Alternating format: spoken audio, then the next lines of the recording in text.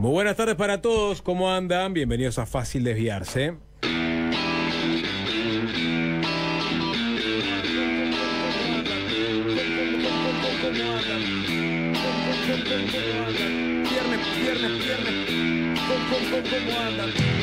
Muy buen viernes para todos.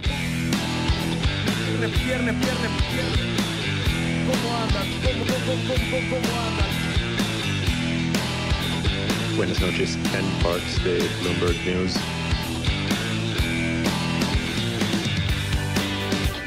¿Cómo andás, Nicolás? ¿Qué dices, Sapo? ¿Todo bien? Bien, por suerte. Hola, Jorge, ¿cómo andás?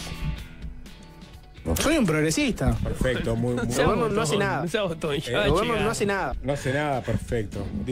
Tomo tu palabra, Jorge. Entonces. Arriba, fenómeno.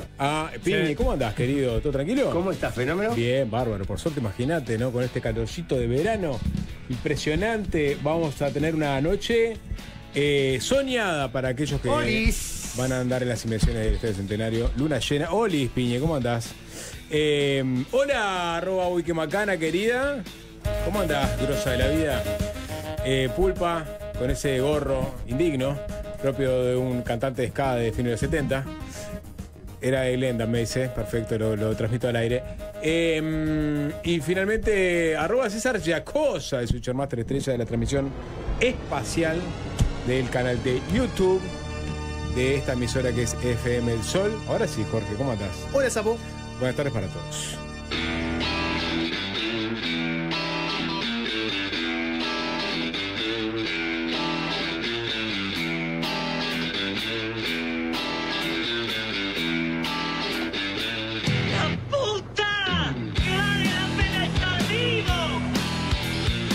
Un apéndice de lo que es la información de hoy es ¿Sí? la entrevista a la contratapa de Galería, ¿no? A Leonardo Sarro. ¿Qué edad le dan a Leonardo Sarro ustedes? 54. Ah, qué buena pregunta. ¿Cuántos años Oh, tiene Leo 70 y Sarro? largos. No. Debe tener 56 años. Debe tener. 61, dice Alvin. Perfecto, Maca. 12. 59. César. ¿Cuál es la No, verdad? claramente es más joven. ¿26? 26. 56, Nico. ¿Sí? ¿Sí? Mira. Justo, sí, Lo sí. que es dar batalla todos los días, es increíble. Es estar entrenado en el periodismo de especulación. Ese tipo de cosas me salen bien. La nota es entretenida, pero me quedo con el plano Sarro. El plano Leo Sarro. Sí, claro. Él habla que ya hasta en carreras de comunicación hablan de ese plano como algo llamativo. Sí, El claro. plano Leo Sarro. Marcó estilo. Sacale Carreras color, de Leo. comunicación. Sí. Pero bueno, cuenta que surgió porque en realidad salía en la radio y grababa mientras la entrevista, Sí. entonces le enchufaba el celular en el rostro. Me dejas sorprendido, Diego. ¿Por qué? Me sorprendés porque no es lo habitual que este programa los jueves agarre la contratapa de Galería. Por lo general es el día de los versículos de búsqueda. ¿Es la contratapa o es la última página que no? No, es la última página, lo vendió mal, es la última página. Es la revista La Contratapa. La contratapa está vendida, Sapo. La contratapa es el descuento del IVA. Bueno, usted se entiende. Le dicen la Sí, entrevista sí. de contratapa. A la entrevista de búsqueda. Pará, muchas cosas, pero sí, bueno, a ver, vamos a meternos nuevamente con el caso de Andrés Ojeda. Lo que vos quieras. ¿Les parece? Por ¿No? donde dale, vos quieras dale, arrancar, arranquemos por ahí. arrancaremos. Vamos a meternos con esta presunta acción inconstitucional de Andrés Ojeda al presentar el reexamen de una causa en fiscalía, algo que denunció un dirigente del Partido Colorado, Ezequiel Ibarra, que recogió a Eduardo Preve y lo hizo público a través de su cuenta de Twitter. Y que hoy día están empezando a montarse algo así como una polémica a medida que diferentes actores están pronunciando, menos Andrés Ojeda, que se ha llamado silencio. Ah, vos querés, está bien, vos ¿Qué? querés arrancar a hablar de este tema a partir de una nota que salió hoy en el semanario Sí. Búsqueda de autoría de Maca Saavedra Y Leonel García. también. Leonel García, encargado del Partido Colorado. Maca Saavedra, encargada de judiciales. Dos potencias se juntaron para abordar este tema. No estoy, hoy no estoy para levantar otro versículo más de Búsqueda. Hoy quiero agarrar este tema, la lamento mucho, Maca, perdón. Hoy quiero agarrar este tema por el lado del diario caganchero, El País. porque se da una situación muy interesante, y es que en el mismo diario conviven dos posturas bien marcadas sobre este tema. Por ejemplo, te podés encontrar en el Se Dice, un espacio clásico del diario El País, lo tenés por ahí, se citar el Se Dice del diario El País hoy, dedicado a este tema. Te digo cómo arranca, Sapo, te lo voy a leer. Los que están en la transmisión de YouTube lo van a poder ver. ¿Te acordás cómo es la dinámica del Se Dice, no? Son rumores, cosas que están en la vuelta, que se dicen, no atribuidas a nadie en particular. Para nosotros que peinamos canas, Jorge, estaba el duende de la trastienda antes. Es una cosa así. Y ahora se acotó, digamos, al Se Dice. Exacto, el Se Dice es el nuevo Hay duende un de la trastienda. picaflor también, ¿no? Estuvo el Picaflor, pero ese no era en Caras y Caretas. Hubo la República, Ay, no me no, acuerdo. No, después recuerdo No era quién El País hacía- el Picaflor. Recuerdo No, quién no, hacía no el de era El Caras y País, no Caretas, era que El era otro, que era tipo el infiltrado o algo así. Sí. Que sé muy bien quién hacía todo eso. Apa. Sí, claro que sí. Claro que sí. Bueno, el Se Dice es un espacio sí. de opinión del país, ¿no? Mm. Y dice, se dice que es llamativa la campaña contra el senador colorado Andrés Ojeda, lanzada por el mismo ex periodista que gozaba de primicias exclusivas de Fiscalía durante muchos años. O sea, después sigue, ¿no? Pero el Se Dice del diario El País plantea que hay una campaña en contra del senador Andrés Ojeda, ¿no? No, orquestada sí. por Preve. No, plantea que Preve consigue data de fiscalía hace tiempo, lo cual es una verdad. Perdón, no es una verdad revelada. No, es pero una el Se Dice- verdad Es seca. comprobable. Es comprobable que Preve. No, pero el Se históricamente Dice- saca- Después puedes discutir sobre cómo la consiguen. usa. Entiendo que ahí Sí. ponen Claro. el manto de Pero el Se- suspicacia. Claro, pero el Se Dice no es, se dice que Preve consigue información de Fiscalía. El Se Dice es llamativa la campaña en contra del senador colorado Andrés Ojeda. Bueno, acá tenés un convencional colorado que despechado para muchos, que es Ezequiel Ibarra, que se mandó a denunciar a Ojeda, a presentarlo en el Parlamento, presentarlo también en la Comisión de Ética del Partido Colorado, este caso. Viste que una fiscal primero dijo Sí. que esto incumplía la Constitución, ¿no? Entiendo que lo podemos colocar como un convencional colorado despechado. También podemos encuadrar la situación en una fiscal vio que un senador presentó un escrito frente a ella y dijo, che, esto es Jorge, viola la pero vos no me Constitución. puedes decir que no te hace ruido. Está bien, cuento. Audiencia judicial de 20 de noviembre. Que la cuenten como Silvia quieran. Novesio, fiscal, plantea la situación poniendo sobre la mesa artículo en cuestión que es el 124 y diciendo que, bueno, de alguna forma estaba contraviniendo la Constitución Ojeda al presentar el sobreexamen de esta causa, o el reexamen de esta No lo causa. conversamos en su momento. Pero Sapo, Ezequiel Ibarra es el que exacto. presenta ante el Parlamento y ante la Comisión de Ética este tema. Digo que es despechado, lo digo yo, ¿no? Porque no tengo ningún elemento para probar que sea un convencional despechado. Lo han dicho también dirigentes del Partido Colorado, Sí. perdón, no lo digo solo yo. Pero, es decir, es una campaña de. Te la hago corta, ¿Es Sapo. una campaña de Eduardo Preve? No lo sé. ¿No lo sabés? Hay un convencional que hizo, digamos, encauzó formalmente este tema. Sí. Fue Sí, amigo. Sí. Y es Ezequiel Ibarra. Ya lo Sí, contamos en su momento, ¿no? Pero Ezequiel Ibarra, colorado de Florida, acompañó la candidatura de Amaro. Amaro, efectivamente, lo podemos poner como despechado. Era una persona que estaba con Ojeda y durante la campaña hizo una serie de declaraciones incendiarias diciendo que a Ojeda le faltó el respeto, que básicamente Ojeda, en el medio de la campaña en Florida, fue a apoyar a otro candidato colorado en vez de él. Lo trató de ingrato, dijo cualquier cosa, Ojeda. Entonces ahí podemos decir que hay una pica, ¿no? Un fuego amigo. Pero lo que te iba a decir, Sapo, es que convive en el mismo diario la idea de que hay una campaña en contra de Andrés Ojeda en la sección opinión, pero si vas a la sección información, te vas a encontrar, se cita, le hacemos el cambiazo, te vas a encontrar con esta nota que se titula Actuación de Ojeda como abogado en causa penal ante Fiscalía, abre un nuevo debate constitucional, que es una nota que lo que recoge de parte del diario El País es distintas escuelas que se están formando a partir de este mismo episodio. Tenés, por ejemplo, al constitucionalista Martín Rizzo, que habló con el diario El País y le preguntaron por este tema y en la entrevista dijo lo siguiente, te lo voy a leer textual. Entiendo que el caso encuadra dentro del 124 de la Constitución. De todas formas, si fue un error, un caso aislado, no creo que dé para la destitución. Tiene que haber proporcionalidad entre la falla y la sanción. Es un senador electo por el cuerpo electoral. pero si se repite el hecho, correspondería una sanción.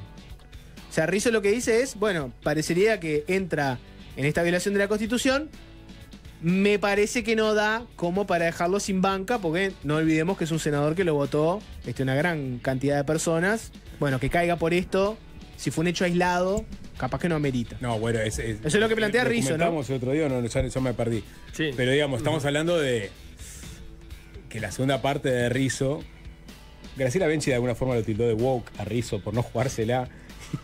Porque acá lo que tenés es una interpretación de la Constitución que va en línea con lo que señalaba Lovesio, es decir, el artículo 124 que dice que los parlamentarios no pueden durante su mandato tramitar o dirigir asuntos de terceros, como sería el caso ante la administración, en el caso de Ojeda, ante la administración central, gobiernos departamentales, entes autónomos y servicios descentralizados como la Fiscalía, ¿no?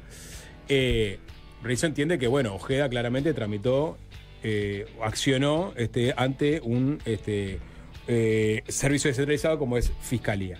Ahora, Rizzo después agrega, una golondrina no hace la primavera o el verano. El verano. El verano.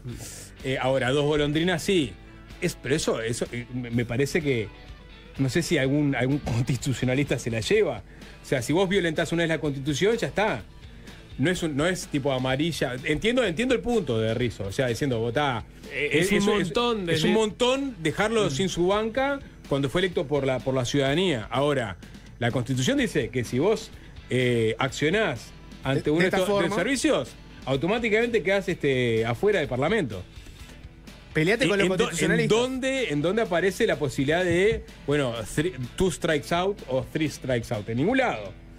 Entonces, claramente, no quiero decir que Rizzo sea woke, como decía Bianchi, y no se la juega, pero en esa segunda parte de la interpretación del constitucionalista hay cierta vidriosidad, ¿no?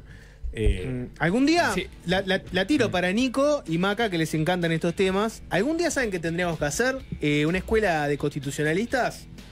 Bueno, no sé qué tan explorado lo tenemos acá. ¿Vieron que hay distintas, en el programa me refiero, ¿no?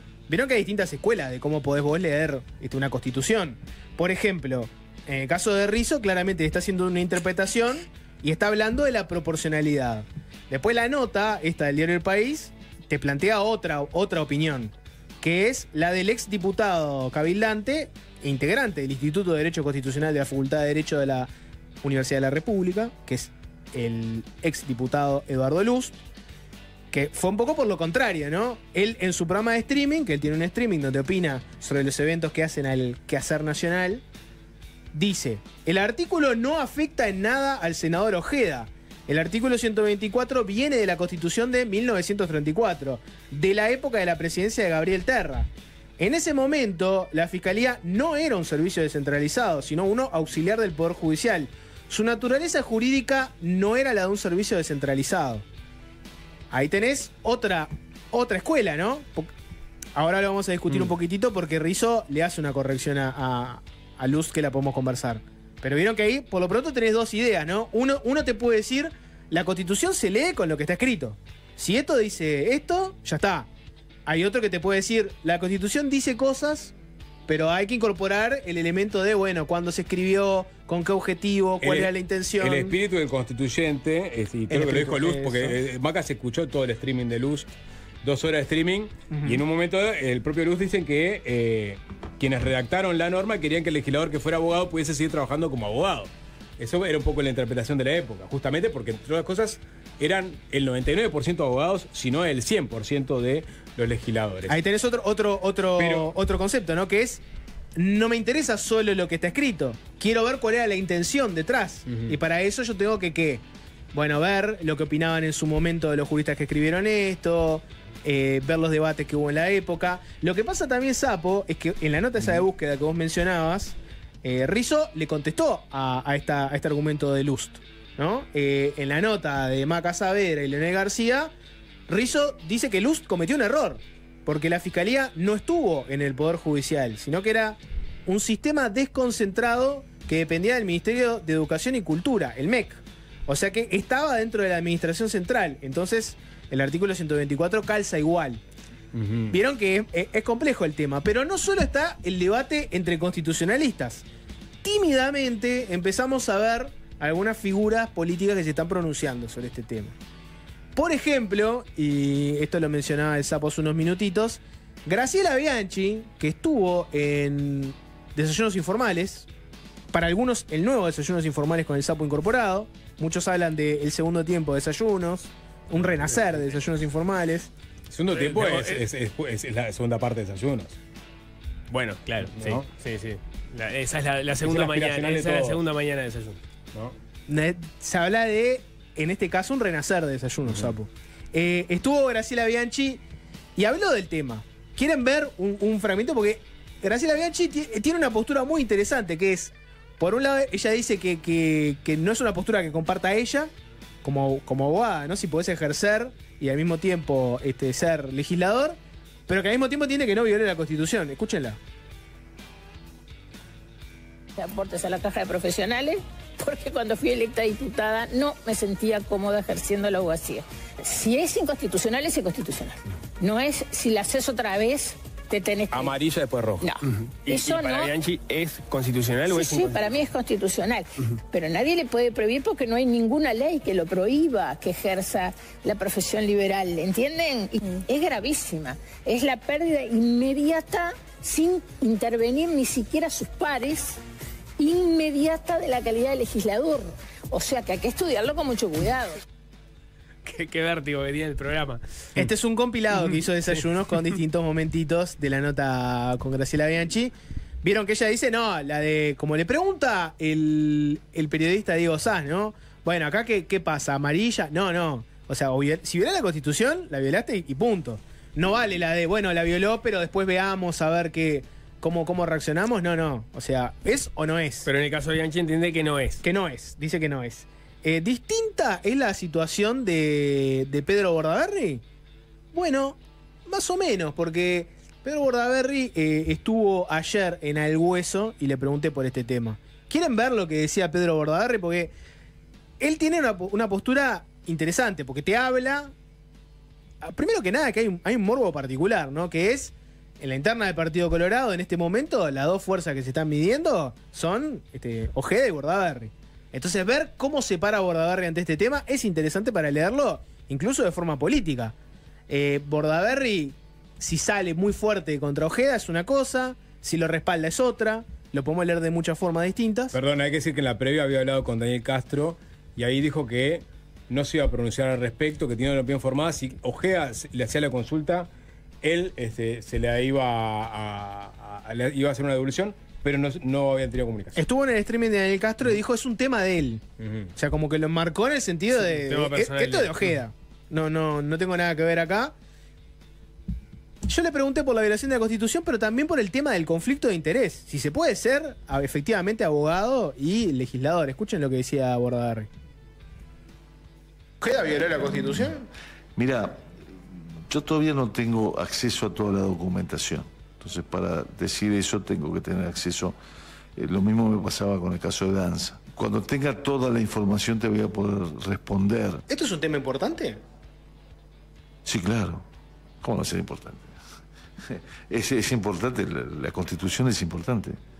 Siempre es importante. Te saco en este momento el caso Ojeda. ¿No hay un conflicto de interés brutal de que un senador, que es el que vota la venia de los fiscales, es el que le vota el presupuesto a Fiscalía, después sea abogado de un particular y presente, haga gestiones, presente escritos, esté ante Fiscalía por una causa? Yo en el año 2009, cuando salí senador, dejé de ejercer la abogacía. Me parecía, no estaba bueno ir a un juzgado y yo ser senador y enfrente uno que no lo era. Sé que hubo abogados muy vinculados al Frente Amplio que eran secretario de la Presidencia, ministro de Relaciones Exteriores y siguieron ejerciendo. ¿Rompe los ojos que si sos el secretario de Presidencia y estás al mismo tiempo como abogado de particulares, hay un conflicto gigantesco? Pero presenté un proyecto de ley.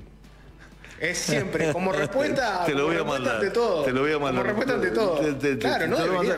No pueden, ¿viste? No podés. Sos ministro, sos senador, sos secretario de la Presidencia. Fíjate que vamos a un juicio y yo soy el senador, el secretario de la Presidencia y tu abogado no. Estás pensando, me va a ganar, ¿viste? No está bien. Y no solo eso, sino que a veces los representan ante el propio Estado, ¿viste? No, está mal. Está mal, no se tiene que hacer, creo que no ayuda a nada. Está mal, no se tiene que hacer, creo que no ayuda en nada. Yo cuando fui senador dejé de ejercer, parecía incómodo que yo sea senador y tener enfrente a una persona que no. Si vas a un juicio y el que tenés enfrente trajo como abogado a un senador o a un secretario de presidencia o a un ministro, tu razonamiento inmediato es, bueno, me va a ganar, porque viene acompañado. ¿Qué opinan de esta salida de Bordaberry? ¿Es una salida fuerte contra Ojeda? ¿No lo es? ¿Cómo la ven? Está alineado con Bianchi, ¿no? En el sentido de que no hay que hacerlo. Que entienden que ejercer la abogacía y al mismo tiempo tener el rol de legislador es incompatible. O sea, son bastante puristas. Desde el punto de vista personal. Pero sí, en la lectura... La lectura legal no la hizo. Jurídica o la lectura legal, ahí está, constitucional, no la hizo. No la hizo. No avanzó sobre eso. No la hizo, pero sí dijo lo siguiente. Dijo, en este momento no tengo toda la documentación enfrente, la quiero tener. Y dijo, este tema va a la Comisión de Constitución y Código de la Cámara de Senadores, donde él está ahí. Entonces, eventualmente va a tener todo eso. Y me dijo, cuando la tenga, yo me voy a pronunciar. O sea, eventualmente vamos a tener un pronunciamiento de Pedro Bordaberry. Y me dijo otra cosa más. Me dijo, Andrés Ojeda está en esa comisión también. Y uno entiende que, por ser un tema propio, se va a excusar y va a entrar otra persona. Pero ahí va a estar interesante también ver cómo se maneja ese tema. Estaba viendo ahí, en la nota de búsqueda, cuentan el caso de cuando Luz presentó las firmas a la Junta Departamental de Duraznos, firmas de vecinos que querían convocar un referéndum para que el tren no pasara por el poblado, la ciudad. ¿Se acuerdan que Luz estaba en contra? Hizo, digamos, él y otra serie de militantes por la causa tomaron el tema, quisieron refrendar como el voto popular esta iniciativa del tren, y ahí se decía que él estaba violando el inciso 2 del artículo 124 de la Constitución, en el sentido que él era diputado y ningún diputado, ningún senador podía representar a terceros ante diferentes organismos. En este caso, me imagino que sería la Corte Electoral.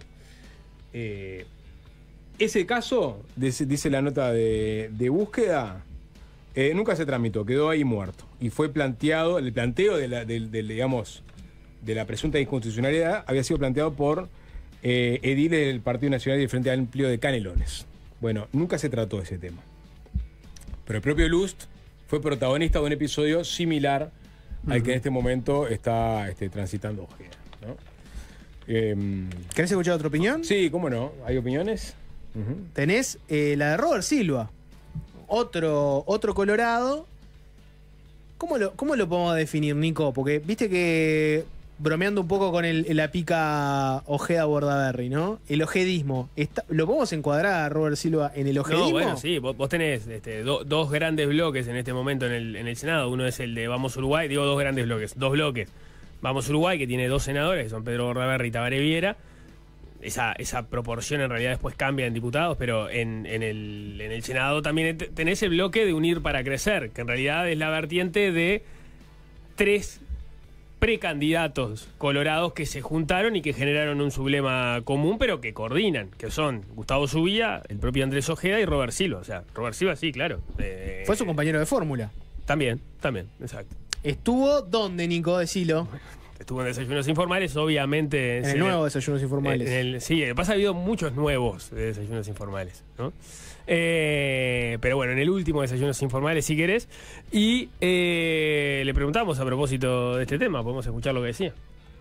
Creo francamente que no hay una violación de la Constitución por diversas circunstancias. En primer lugar, la Constitución es clara en cuanto a tramitar o dirigir. Un abogado en sede de un proceso judicial no tramita ni dirige. Un abogado es parte junto con quien asesora y representa. Entonces, por lo tanto, creo que no se aplica. He escuchado... ¿Cuál sería la acción concreta que hace un abogado cuando presenta algún escrito firmado por él mismo para que se Un abogado asiste a la parte, a la persona que es parte en un proceso judicial. Entonces, por lo tanto, no incide en el trámite de la cuestión, no dirige y mucho menos dirige. La dirección la tiene un juez, en el proceso penal está la Fiscalía en función de esa reforma del 2015 que tú dices. Entonces, pero además hay otra cosa. Si él presenta el escrito, ¿la acción no la está tomando la persona que firma ese escrito? No, la toma la parte. Lo que pasa es que la normativa establece que tiene que tener una firma de abogado. pero la parte es la que toma eso. Obviamente que asesorado, porque necesita asesoramiento porque las normas lo establecen. Bueno, hay parte de la argumentación que fue más larga de Robert Silva tiene que ver con eso, que es que en realidad la que toma parte en la acción no es el abogado que presenta el escrito, sino el propio interesado, y que los abogados en este caso cumplen un rol de asesoramiento. Esa parte de la defensa de Robert Silva sobre ese punto. Pero cuando la Constitución dice tramitar o dirigir asuntos de terceros, ¿no es básicamente eso? O sea, bueno, la interpretación de Robert Silva es que no. Está bien, porque obviamente vamos a entrar en este tipo de discusiones, ¿no?, semánticas sobre lo que dice este artículo de la Constitución, pero uno en la lectura más literal entiende que tramitar o dirigir asuntos de terceros es justamente eso, ¿no? Yo tengo un cliente y en este caso lo que hago es presentar ante Fiscalía el pedido de reexamen de su causa. O sea, estoy tramitando... Bueno, si no me equivoco, Lust, por ejemplo, la argumentación de Lust iba que eso no era un trámite, era otro tipo de acción de otra naturaleza, por lo cual no estás tramitando, pero entiendo que es parte de la discusión en la cual vamos a ingresar ahora, si se encuentra la otra pareja de baile, ¿no? Porque para dar esta discusión vos precisás dos. ¿Quién es la otra? ¿Y cómo se van a conformar las mayorías si encontrás gente que entienda que hay una violación de la Constitución? Porque vos hasta ahora escuchaste gente marcar posición sobre que no se está violando la Constitución, el caso de Robert Silva, el caso de Graciela Bianchi. ¿Y Rizzo? Pero Rizzo no estaba en la Comisión de Constitución. Estás hablando de política. Claro, lo que digo es que de momento esta discusión... Bueno, claramente salí con el cuchillo... dos bates de béisbol y una K-47 Fernando Pereira habló, a tratar ¿no? de voltear Ojeda. Yo no digo que no, pero no me quiero anticipar y decir lo más probable es que pase esto cuando los actores están diciendo lo estamos analizando, el caso de Bordaberry, o lo estamos analizando en el caso del Frente Amplio, el lunes no vamos a expedir. En el caso de Fernando Pereira, no solo lo estamos analizando, estamos analizando y vamos a tener informes. Dijo, tenemos informes, hay uno que me pareció bastante contundente, pero estamos esperando para leer todo. Bueno, vos podés pensar que entonces se está armando hacia ahí, de la misma forma que podés suponer que si... Porque está bien lo que dice Bordaberry, hay que recibir digamos, los informes, las distintas, o sea, mirar las distintas bibliotecas para ver los argumentos de todos, para ver cuál te sirve más. Pero vos podés suponer que una primera impresión sobre el asunto la tiene de la lectura del artículo de la Constitución, sobre el cual además él ya lo tuvo que analizar porque en un momento se le achacó a él eso, una situación que no se terminó laudando de esa forma, se entendió que no, pero digamos, él ya el conocimiento del artículo lo tiene y la acción que tomó Ojeda, a menos que sea mentira lo que digamos, pero está hasta el audio de la fiscal Lovesio, digamos, no es que es una información que puso prueba arriba de la mesa y que no exista. En todo caso es la discusión jurídica sobre qué pasó con eso. ¿Le querés bajar el precio a Ezequiel Ibarra vos? No, lo que yo digo es, está bien, Ezequiel Ibarra presenta eso ante la comisión, hay que ver cómo se termina armando la discusión política, si el Frente Amplio y bueno, y si vamos a Uruguay van a salir con este tema y lo van a poner arriba de la mesa para ir por la cabeza de Ojeda. Eso es lo que me pregunto en este punto, cuando esto ocurrió el jueves pasado. Y bueno, el Frente Amplio se está tomando el tiempo para analizarlo. Es verdad, se venía de la discusión presupuestal y habrá que ver qué es lo que termina pasando. Y uno dice, bueno, con todo lo que se machacó con el tema danza, lo más probable es que salgan a hacer lo mismo. Pero yo lo que digo que hay que esperar a que las cosas pasen, no vamos a darlas por hechos si no ocurrieron todavía. Pero si no es un embole este programa. Yo lo que te digo es que el Frente Amplio claramente hay que ver qué estrategia adopta en el marco de que entiende que es inconstitucional lo que hizo Ojeda, te lo digo de ya. O sea, van a hacerse los superados, es decir, nosotros no vamos a hacer lo que le hicieron a Danza, no vamos a ensañarnos con Ojeda, pero sí vamos a señalar que tenemos informes que señalan que Ojeda actuó de forma institucional y que en todo caso el Parlamento tiene que accionar sobre eso, sin hacer muchas olas. ¿O van a salir a enrostrarle a Ojeda que estuvo machacando contra Danza una y otra vez y que había que entender en forma literal la Constitución y que ahora le están dando las vueltas para tratar de encontrar la acepción que les cuadre en este caso? Eso es lo que va a pasar. Pero lo que pasa es que si vos entendés y vas a salir a decir públicamente que es inconstitucional lo que hizo Ojeda, el propio artículo de la Constitución no te deja muchos caminos sobre cómo vas a accionar. Tiene Y que dejar el Parlamento. básicamente tenés que entender que él debe dejar el Parlamento y accionar en consecuencia, porque, digamos, si no, sería el peor de los mundos decir, no, sí, acá hay una violación de la Constitución, entendemos que es una violación de la Constitución, pero la vamos a dejar pasar. Está. Y bueno, puede pasar. Digamos, hasta ahora Nico, puede pasar. Ya le pasó a Lust. Pero puede pasar. Bueno, sí, claro. Sí, digo, pero no sé si ahí nadie terminó definiéndolo. No, y bueno, pero te pasó con la JUTEP, o sea, que tengas. Pero no, digo, que tengas, en el caso de conclusiones contundentes. En el caso del artículo 200 es distinto porque no está claro quién lo dirime, y ahí Robert Silva habló, él presentó un proyecto de ley para que sea la Suprema Corte de Justicia que de manera puntual, ante casos que haya sobre el asunto, se expidan diciendo si entienden que una persona está constitucionalmente o no ocupando un cargo, ¿no? Ante dudas de este tipo. Que sería interesante, porque esta discusión creo que a todos ya nos empieza a hartar, ¿no? Que siempre estén las dos bibliotecas arriba de la mesa y que no esté claro cómo se dirimen. Pero en el artículo 200 no estaba establecido qué era lo que pasaba una vez incurrida la inconstitucionalidad. En este caso está establecido explícitamente, por eso cuando apareció la mención del Ovesio en el informe de Prevet, abrimos los ojos todos. Esto, si se termina comprobando, va a tener una repercusión política fuerte. Es la pérdida inmediata del cargo legislativo. ¿Quién define en última instancia o quién acciona esa pérdida del cargo legislativo? Es lo que también está en discusión. Sí, daría la impresión que es el propio cuerpo, el Senado.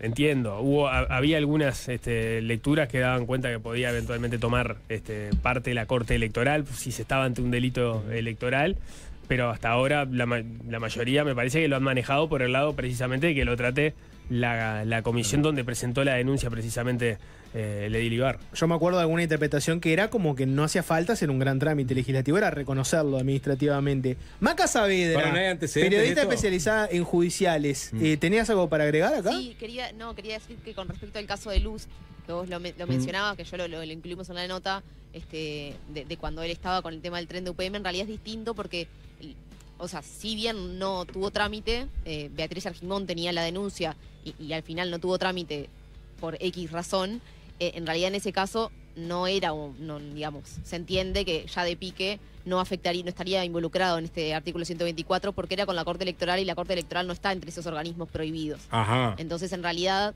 por más de que le hubieran dado trámite, no era, o sea, a primera vista o sea, era lógico que no había una inconstitucionalidad. Entonces, quizás por eso es que no había una violación a la Constitución y por eso es que no lo tramitaron. Bien, perfecto. Igual entiendo que debería haberse tramitado igual. No, bueno, pero a veces lo dejan morir así, ¿no? Sí. No lo tratan y chau. Sí.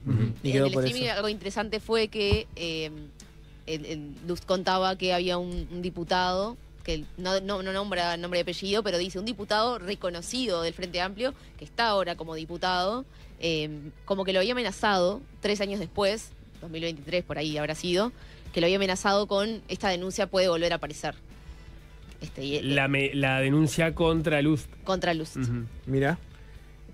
Voy por otro lado, y es, Sapo, vos que te lo preguntabas.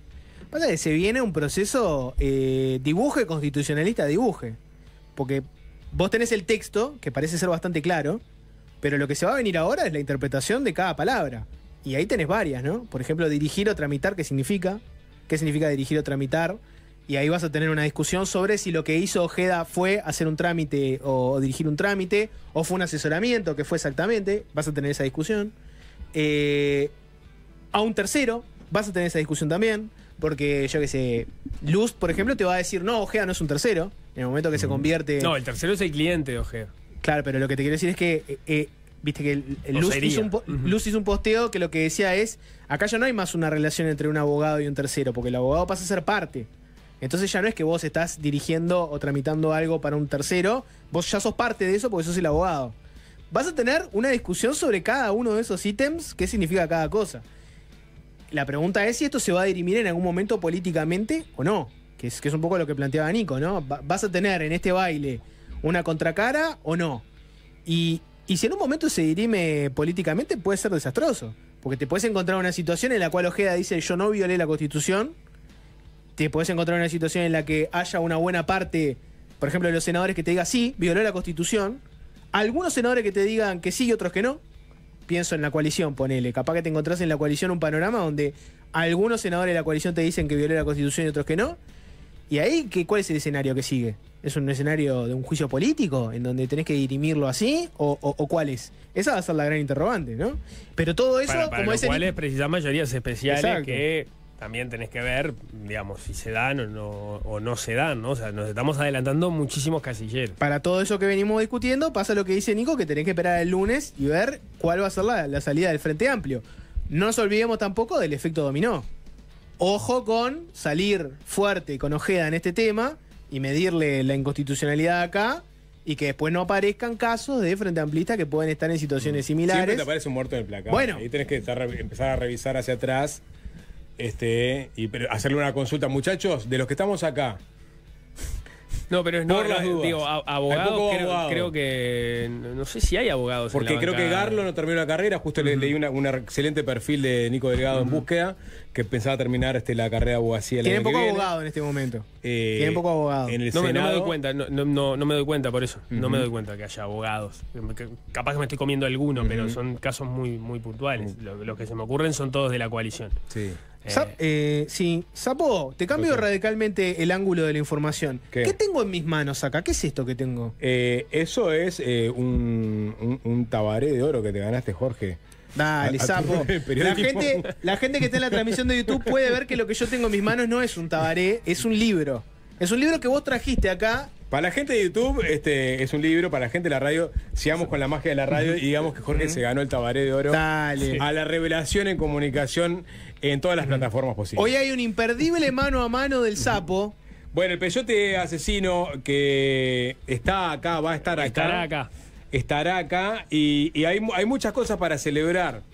El show que ganar por los 30 años de la salida de su primer disco, el libro que recoge la génesis y la grabación de ese primer disco, escrito por Pablito Esmirlián. Abrazo grande a Pablito Esmirlián. Un abrazo enorme. Y la edición en vinilo del primer disco del Peyote Asesino también, conmemorando los 30 años de una de las bandas más importantes de la historia del rock uruguayo, que marcó época y que lo está celebrando como se debe.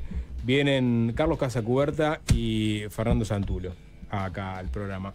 Y puede ser que después de la pausa vayamos a tocar otra declaración de Orsi polémica. Otra declaración, no, una acción en este caso de Orsi. Una acción de Orsi polémica. Acá sí hubo acción, acá no hay doble interpretación. Sí, exactamente. En realidad no es de ahora, es de mediados de este año, una reunión que mantuvo con el presidente de la Suprema Corte de Justicia, donde le expresó preocupación, o por lo menos le planteó la situación de los militares presos en Domingo Arena. Vamos a escuchar música, tenés ya, te pasé el tema, ¿no? Vamos a escuchar al chiquito Mike Ness, el histórico líder de Social Distortion, en plan solista haciendo el clásico I Fought the Law.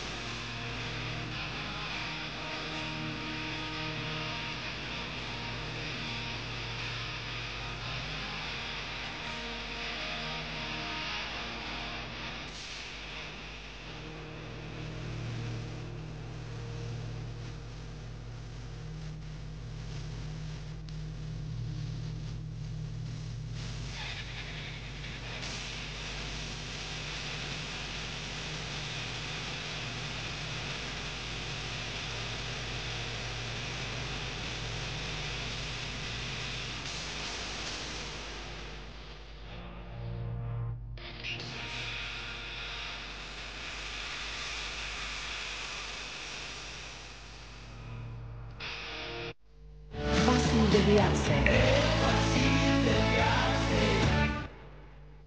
Con Viva de Conaprole tenés una línea 0% grasas, colesterol y sin azúcares agregados. Ideal para saborear en las pausas de tu rutina. Disfrutala. Aprovechá la oferta de yogur.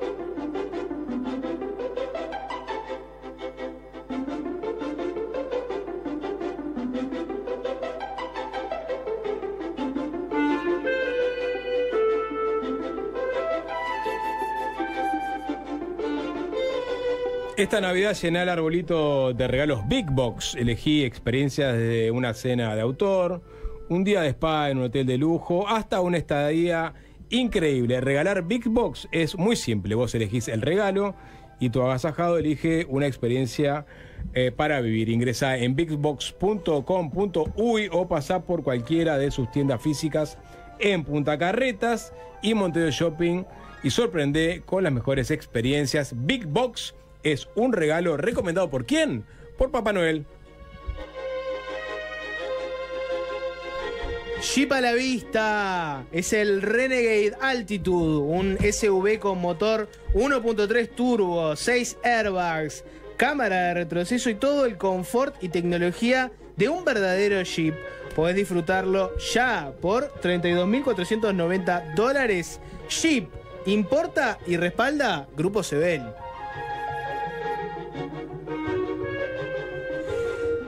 Y se acerca fin de año y estamos todos llenos de planes, porque sí, se te juntan las juntadas con los amigos del colegio, con los del trabajo y hasta con esos que no ves hace un año, pero para fin de año se juntan seguro. Por eso me muevo con Cabify, pido el auto desde la app y me lleva sin estrés, de una cena a otra. Si se te juntan las juntadas, no elijas a cuál ir, anda a todas. Si vas en Cabify, es mejor.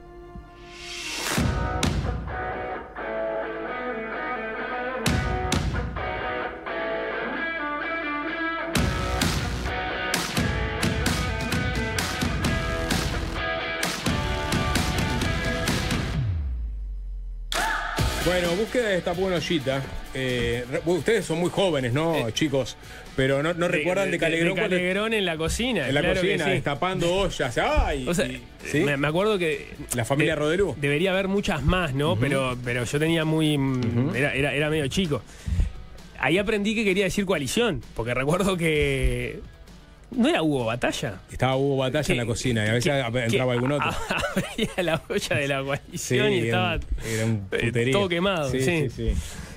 No, Jorge no. Si pensaban que Yamandu Orsi diciendo Bukele es el ejemplo, iba a ser el evento orsiano más disruptivo del fin de año, se equivocaron. Bueno, ¿O no, Sapo? Bueno, a ver, esto es una nota de búsqueda que relata algo que sucedió a mitad de año. En realidad es una reunión que tuvo el presidente Orsi, en donde le transmitió al presidente de la Suprema Corte de Justicia, John Pérez, su preocupación por el estado de salud de militares de edad avanzada presos en la cárcel de Domingo Arena.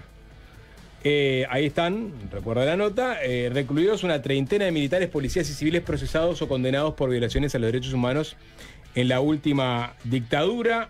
Esto, según de alguna forma rearma búsqueda, fue una reunión que solicitó Orsi a principios de junio.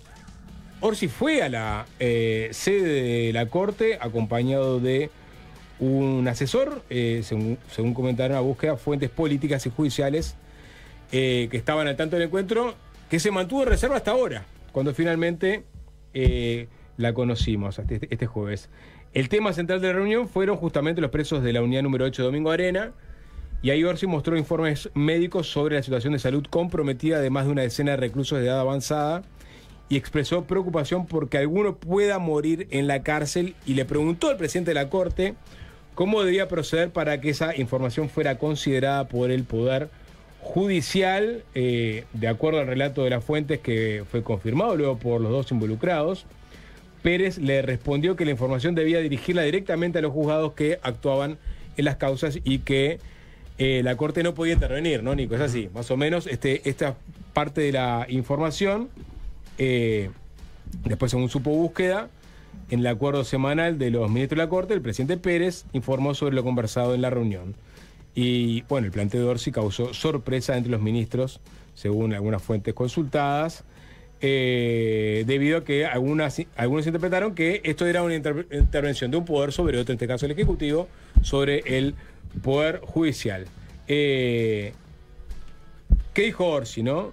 Cuando le consultaron desde Búsqueda sobre este tema. Bueno, sí, Orsi habló con Búsqueda, ahora lo vamos a escuchar más adelante porque hoy volvió a hablar sobre este tema, pero cuando le consultó Búsqueda por este asunto, negó que se trate de una intromisión, dijo que fue solo una consulta, explicó que la ministra de Defensa, Sandra Lasso, le hizo llegar unos 14 informes del hospital militar sobre prisioneros de Domingo Arena, en los que ellos alegan, o sea, son ellos los que están planteando, de acuerdo a la nota de Búsqueda, los problemas de salud importantes, y entonces resolvió reunirse precisamente con el presidente de la Suprema Corte para ver cómo tenía que proceder, y agregó que lo que le dijo Pérez es que las medidas como la prisión domiciliaria son resueltas por cada juez con independencia técnica, y entonces el Ministerio de Defensa en todo caso lo que tenía que hacer era enviar la documentación a los juzgados.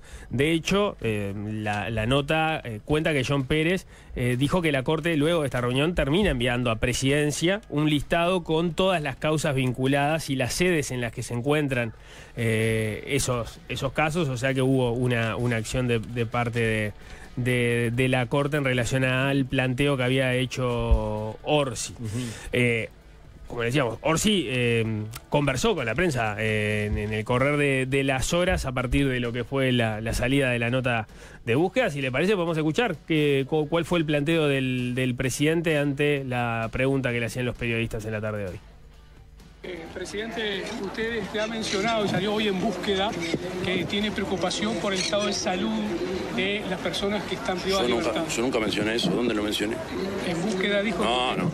Lo que dice Búsqueda, si uno analiza la noticia, es que yo me reuní con el presidente de la Suprema Corte porque tenía un informe de Sanidad Militar que, como no sabía cómo proceder, qué es lo que había que hacer, si había que enviarse a la Suprema Corte o cómo era el mecanismo, voy y le pregunto y me dijo, eso lo resuelve cada uno de los jueces. Simplemente eso. Yo no manifesté ni preocupación ni nada. Simplemente, institucionalmente tenía algo que resolver y lo hice con quien correspondía. ¿Hay alguna especie de acuerdo con Cabildo Abierto en situación con este punto para liberar a estas personas privadas de libertad? Nunca escuché nada de eso, no sé dónde sale eso. No sé qué... A ver, no entendí. No, tomando en cuenta que obviamente para el balance del poder en el legislativo, para que no, simplemente le consulto para obtener un acuerdo con Cabildo Abierto si puede estar dentro de las posibilidades de ese tipo de negociaciones. Ese tipo de análisis lo hace usted. Sí. Yo nunca dije nada de eso ni me sorprendió cuando me lo preguntó. Usted creo que escuchó lo que yo dije. Tenía un material, una información que tenía que resolver, lo resolví con el presidente de la Suprema Corte. Todo eso otro me sorprende porque... Presidente, se habló... Me llama la atención, de verdad. Bien, pero se habló de trabajar en me llama mucho la atención. Bueno, era una pregunta cantada porque Manini se juntó con Mujica el año pasado para pedirle expresamente que liberaran a los presos de Domingo Arena. Llama la atención la sorpresa de Orsi por la pregunta. Sí, ¿no? claro. No, pero a ver, hay un tema no menor que es que esto lo podría haber tramitado o alguien del Ministerio de Defensa o alguien de Presidencia, no el presidente de la República, tomando el presidente de la República el tema.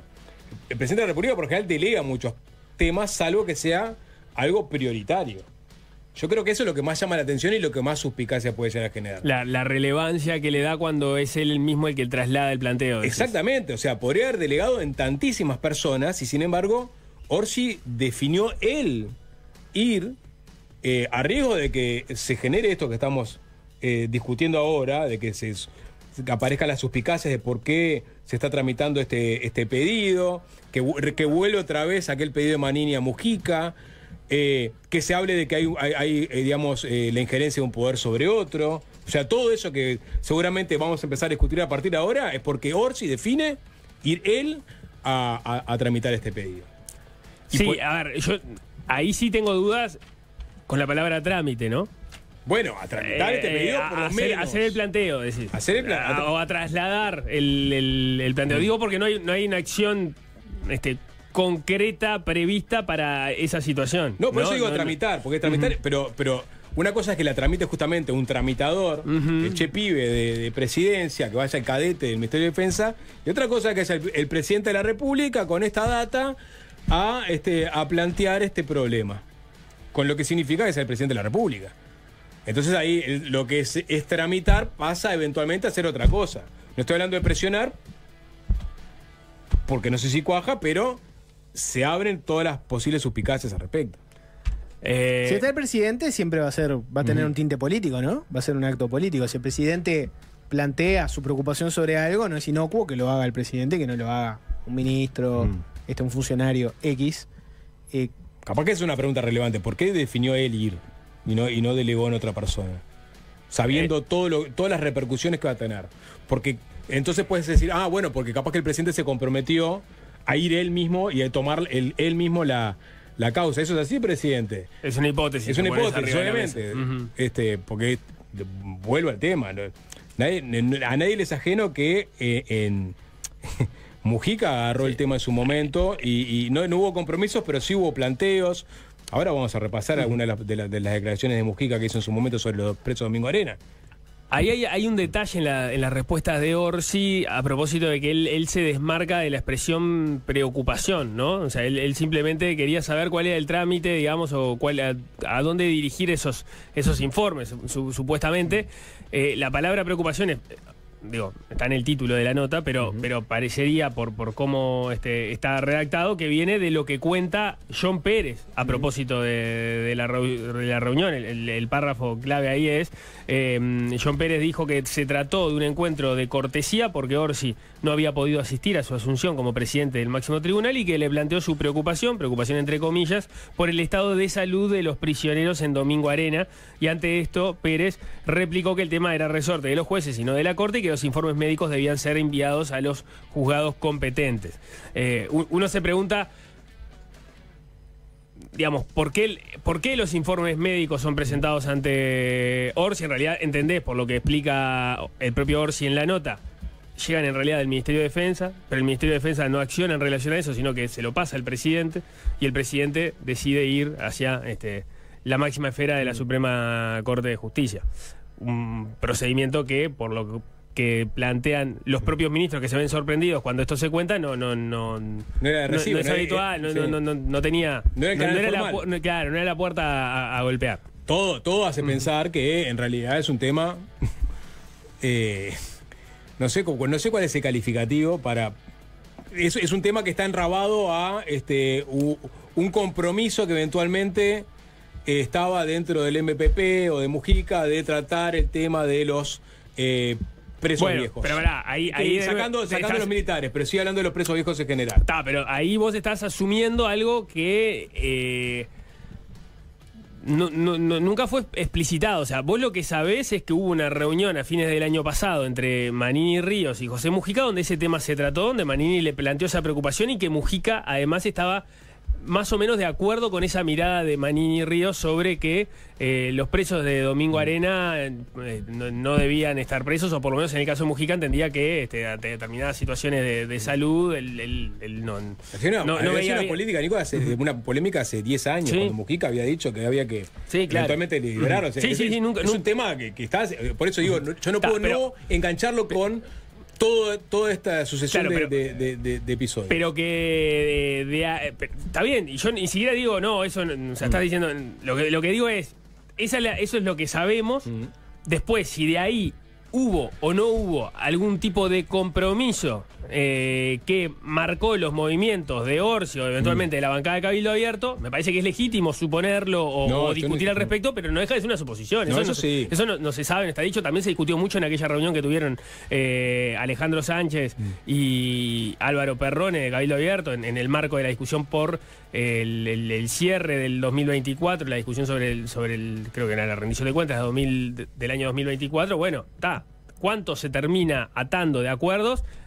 Nada se ha explicitado al respecto. Y creo que trata de desmarcarse Orsi cuando podemos decir, ahí es feo atribuir intenciones, pero bueno, exagera por lo menos la sorpresa respecto a la pregunta que era de cajón. Es de cajón la pregunta. Lo que digo es que esto no surge de un repollo. Es un tema que al MPP lo ha tenido ocupado, por lo menos a la cúpula del MPP, desde hace por lo menos 10 años. Y si querés irte más allá atrás en la historia, esa lógica de los combatientes ha estado presente siempre.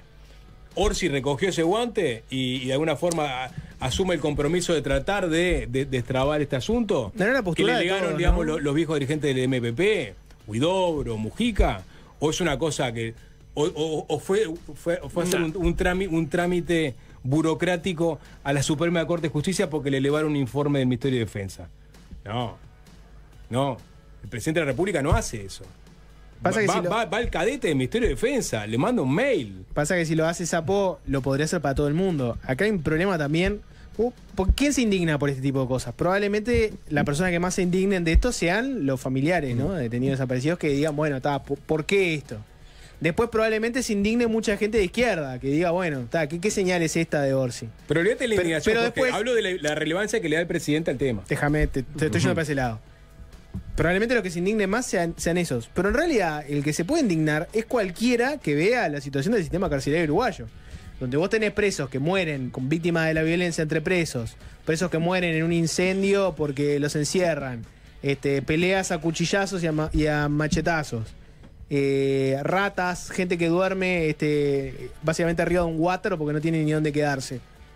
Y bueno, de todas las gestiones que se pueden hacer para toda la gente que padece el sistema carcelario, vas a hacer una gestión que es específica para gente que ya tiene una situación de privilegio, que es que están en una cárcel que está muy bien. Comparala con el resto de las cárceles uruguayas y te vas a dar cuenta que en la lista de gente para ir a hacer trámites sobre humanizar su situación en la cárcel, probablemente ellos estén muy abajo en esa lista.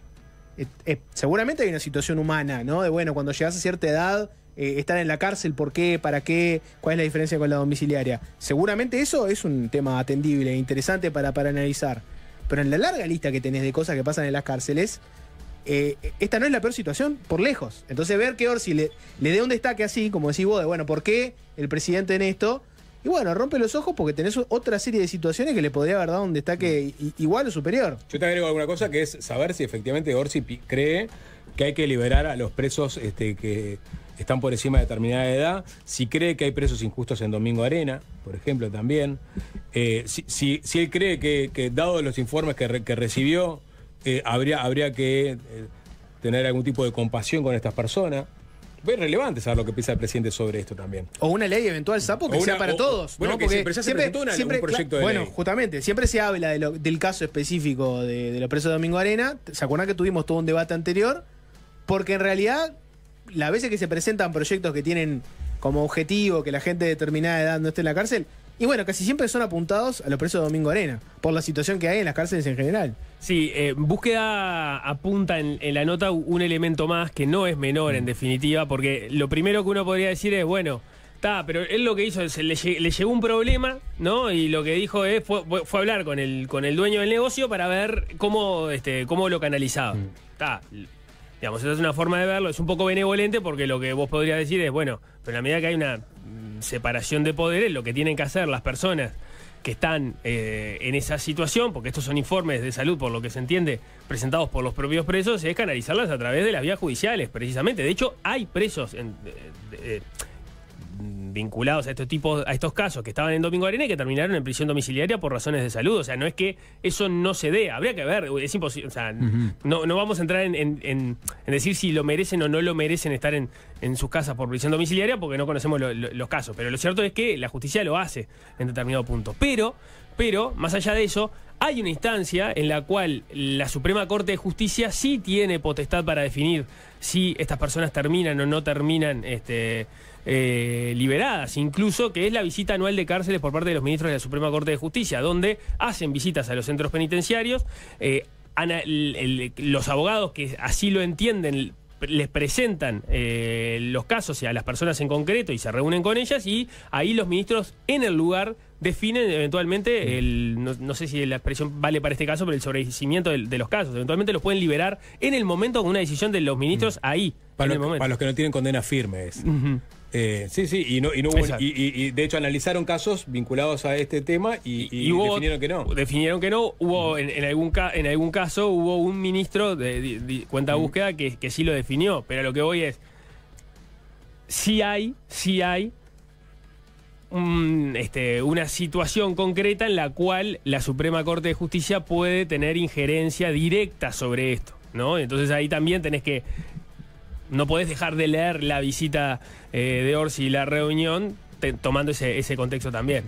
Hay que ver, uno obviamente hay muchos elementos que le faltan, ¿no? Cuando le hicimos la entrevista a Mujica en la Chácara el año pasado, ¿no? El año pasado. Fin del año pasado. Sí, del año pasado. Que estaba justamente este tema de la reunión que había tenido con Manini, el pedido que le había hecho Manini, el tema de si había personas de izquierda que habían mentido en los juicios contra los militares también, ¿se acuerdan que estuvo todo eso?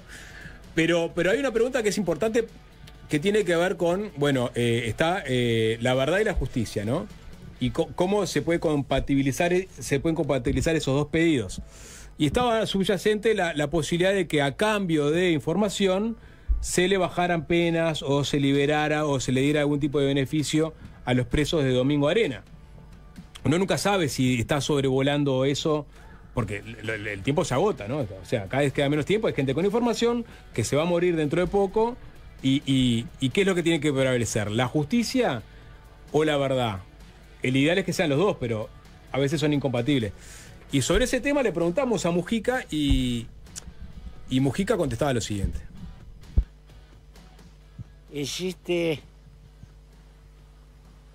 Se suele dar una contradicción entre la sana sed de justicia y la amenaza que significa eso para los que tienen información. Y el tiempo pasa y van desapareciendo y con ellos desaparece la información. Y estamos... porque yo entiendo perfectamente a la gente que siente y grita de corazón. Es verdad y justicia. Pero se te crea porque si vos tenés cierta verdad y yo te digo, te voy a meter preso si tengo la verdad, y vos te vas a callar, no me vas a decir un carajo. Es contradictorio el asunto, ¿verdad? ¿Por qué? Porque así somos los seres humanos.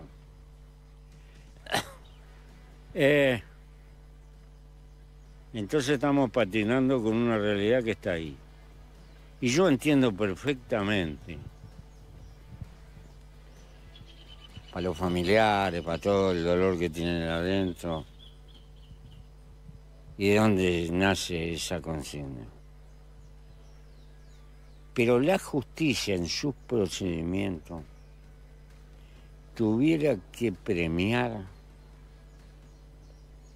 a los tipos que aporten información. Hace poco hizo... ¿Por qué? Porque los seres humanos buscamos la ventaja. Y mucha gente va a alargar cosas que de otra forma no alargan. Ahí estaba. Mujica en principio estaba afín a que se le dé algún tipo de beneficio a los presos que eventualmente manejaban algo de información. ¿Qué forma encontrarle la elección premiada, la información premiada? No lo tenía claro. Pero está ese tema arriba de la mesa. Hay que ver si la presidencia está manejando ese tema o no. O esto tiene que ver con un pedido de los militares. Eso no lo tengo claro. Lo que está claro es que hubo queda bastante explícito que el presidente tomó el tema, ¿no? Al ir a hablar con la Suprema Corte. No, eso está clarísimo. Yo no ataría necesariamente esta acción a esta expresión. Esa es una discusión que viene de la propia restauración democrática, ¿no? La de verdad y justicia, en determinado momento sepultado por la ley de caducidad. Cuando la ley de caducidad fue derogada, entró a regir de nuevo. En la propia presidencia de Mujica hubo mucha discusión a propósito de ese asunto. Yo creo que acá en realidad está una apuesta fuerte de parte, o por lo menos es parte del contexto. No sé si está directamente vinculado, pero el contexto más reciente es una apuesta fuerte de parte de Cabildo Abierto a lograr algo para esta situación que evidentemente no le agrada a Cabildo Abierto, y es que haya muchos militares presos por delitos cometidos en la dictadura. Cabildo entiende, entre otras cosas, más allá del fondo del asunto, que hay muchos casos además que son de personas que no cometieron esos delitos, y ha desplegado un abanico de estrategias y de recursos para que esa situación cambie de alguna forma. Uno de sus últimos intentos fue que el proyecto de ley para que los mayores de 65, después se discutía si era a partir de los 70, terminen... continúen la cárcel en sus casas de manera domiciliaria. Bueno, luego vino este encuentro con Mujica, donde el tema se planteó. La duda que está planteada es, y bueno, si parte de esas reuniones, y tanto la que tuvo Mujica con Manini como las que han tenido después con los integrantes de Cabildo Abierto, eso está ahí arriba de la mesa traccionando algo, o bueno, o es una inquietud propia del presidente de la República, que decide por sí ante sí, que entendieron que el mecanismo para que esos informes sobre la salud de estos oficiales que le llegaron a la ministra Lasso, bueno, los tenía que tomar él, sí, y él hacer personalmente la gestión. Estaba el cadete enfermo. Bueno, no sé, no lo sé, porque no estoy... yo creo que lo que más llama la atención de este episodio, más allá de que haya movimientos por parte del gobierno para interiorizarse sobre la situación de los presos, es que no haya que digamos la gestión la haya hecho el propio presidente. Parece que eso es lo que digamos que abre los ojos de todo lo otro que acabas de comentar vos, ¿no? Si está de alguna forma vinculado o no a posibles acuerdos, compromisos o lo que sea, pero que el presidente, digamos, tome estos informes y los lleve personalmente, nada, habla de que no fue un simple trámite burocrático. Eso es lo que a vos te llama la atención de este episodio. Lo que más me llama la atención de Fácil Desviarse hoy es el imperdible mano a mano del Sapo, temática... Me gusta que enfatices en lo de mano a mano. Porque yo quiero empezar a vender algunos espacios como el imperdible mano a mano del Sapo con X. Porque así como... A ver, está bien, Desayunos lleva al Sapo para prestigiar su programa... Pero el Sapo es nuestro. Entonces, si yo lo quiero sacar a jugar, y quiero sacar a jugar el Sapo con mano a mano, tengo mi derecho. O sea, está todo bien con Desayunos, todo bien con el nuevo Sapo de Desayunos. Yo quiero el Sapo de acá en su imperdible mano a mano, en este caso con el Peyote. Dame una probadita de las ancas de rana que se vienen. Tirame alguna cancioncita del Peyote antes de la tanda. Dame algo. ¿Ya llegó la gente del Peyote o no? Dame algo, Sapo. No, bueno, ¿te parece? Vamos a tirarle por duda, capaz que se colaron. ¿Tenés el disco abierto? Sería una paradoja, ¿no? Que dame un poco de lyrics. Acá. Lyrics. Dale play a lyrics. Esto es una rareza absoluta del disco del Peyote. Y es espectacular. El debut del Peyote. ¿Qué pasa, Alvin? ¿Por qué me tirás esa musiquita que la gente conoce tanto? ¿Cuál? No. Quizás no. No. Tranquilo nosotros. ¿Qué estás haciendo, Sapo? ¿Te puedo preguntar una cosa? Ahora viene la gente ¿Qué estás haciendo, Sapo? Sí. Que seguís con la búsqueda en la mano, buscando frenéticamente un nuevo versículo para leer. ¿Cómo te gusta mojar la oreja? Escúchame, no, porque me encontré con una carta al director firmada por... A ver. Uruguayo muy preocupado. Sacame la cortina. ¿La cédula de ese señor? No tiene cédula. Uruguayo muy preocupado. Cuando las cartas al director de búsqueda están firmadas no por un nombre normal, como Nicolás Batalla, Contador Diego Sass, Coronel R. Jorge Valmeli, cuando están firmadas por Uruguayo preocupado, o Tímpano Puntaesteño, o similares, ahí sí, sabés que se viene. Ahí estamos cocinando con leña. Ahí estamos haciendo el asado. Para mí esto ya es un danza que ya le pone color. Porque aparte la carta es... ¿Extensa? No. ¿Una página entera? Es polémica, es controvertida. ¿Título? La inmigración en Uruguay. Ay, mamita. Me da un poco miedo entrar ahí, ¿eh? Ay, mamita. Señor director. Firma Uruguayo muy preocupado. ¿Muy preocupado? Sí, porque arranca diciendo, es muy preocupante. Para, eso es la inmigración en Uruguay. Sí. Dame, Alvin, alguna canción un tanto nacionalista. Me gustaría escuchar, por ejemplo, Mi País, de Rubén Rada. Vayamos por ese lado que me parece que puede ser el espíritu de este uruguayo preocupado. Me meto, me adentro en esta. Sí, Bueno, no sé, sí. Yo creo que. Dale. No. Dale. No va por acá. Sapo, dale, Sapo. Es un uruguayo preocupado por la inmigración, dale. La inmigración. Dale. Yo creo que no va, no da. No importa, dale. Es muy, muy preocupante que en el Uruguay hayan ingresado 70.000 migrantes, refugiados, asilados y otros, en el semestre de enero a junio de 2025. Si esta situación se mantiene, para el segundo semestre 2025 habrán entrado otras 70.000 personas. O sea, en tan solo un año, 2025, pone entre paréntesis, unas 140.000 personas habrán ingresado al Uruguay. Casi el 5% de la población total del país. Nico ya mira con...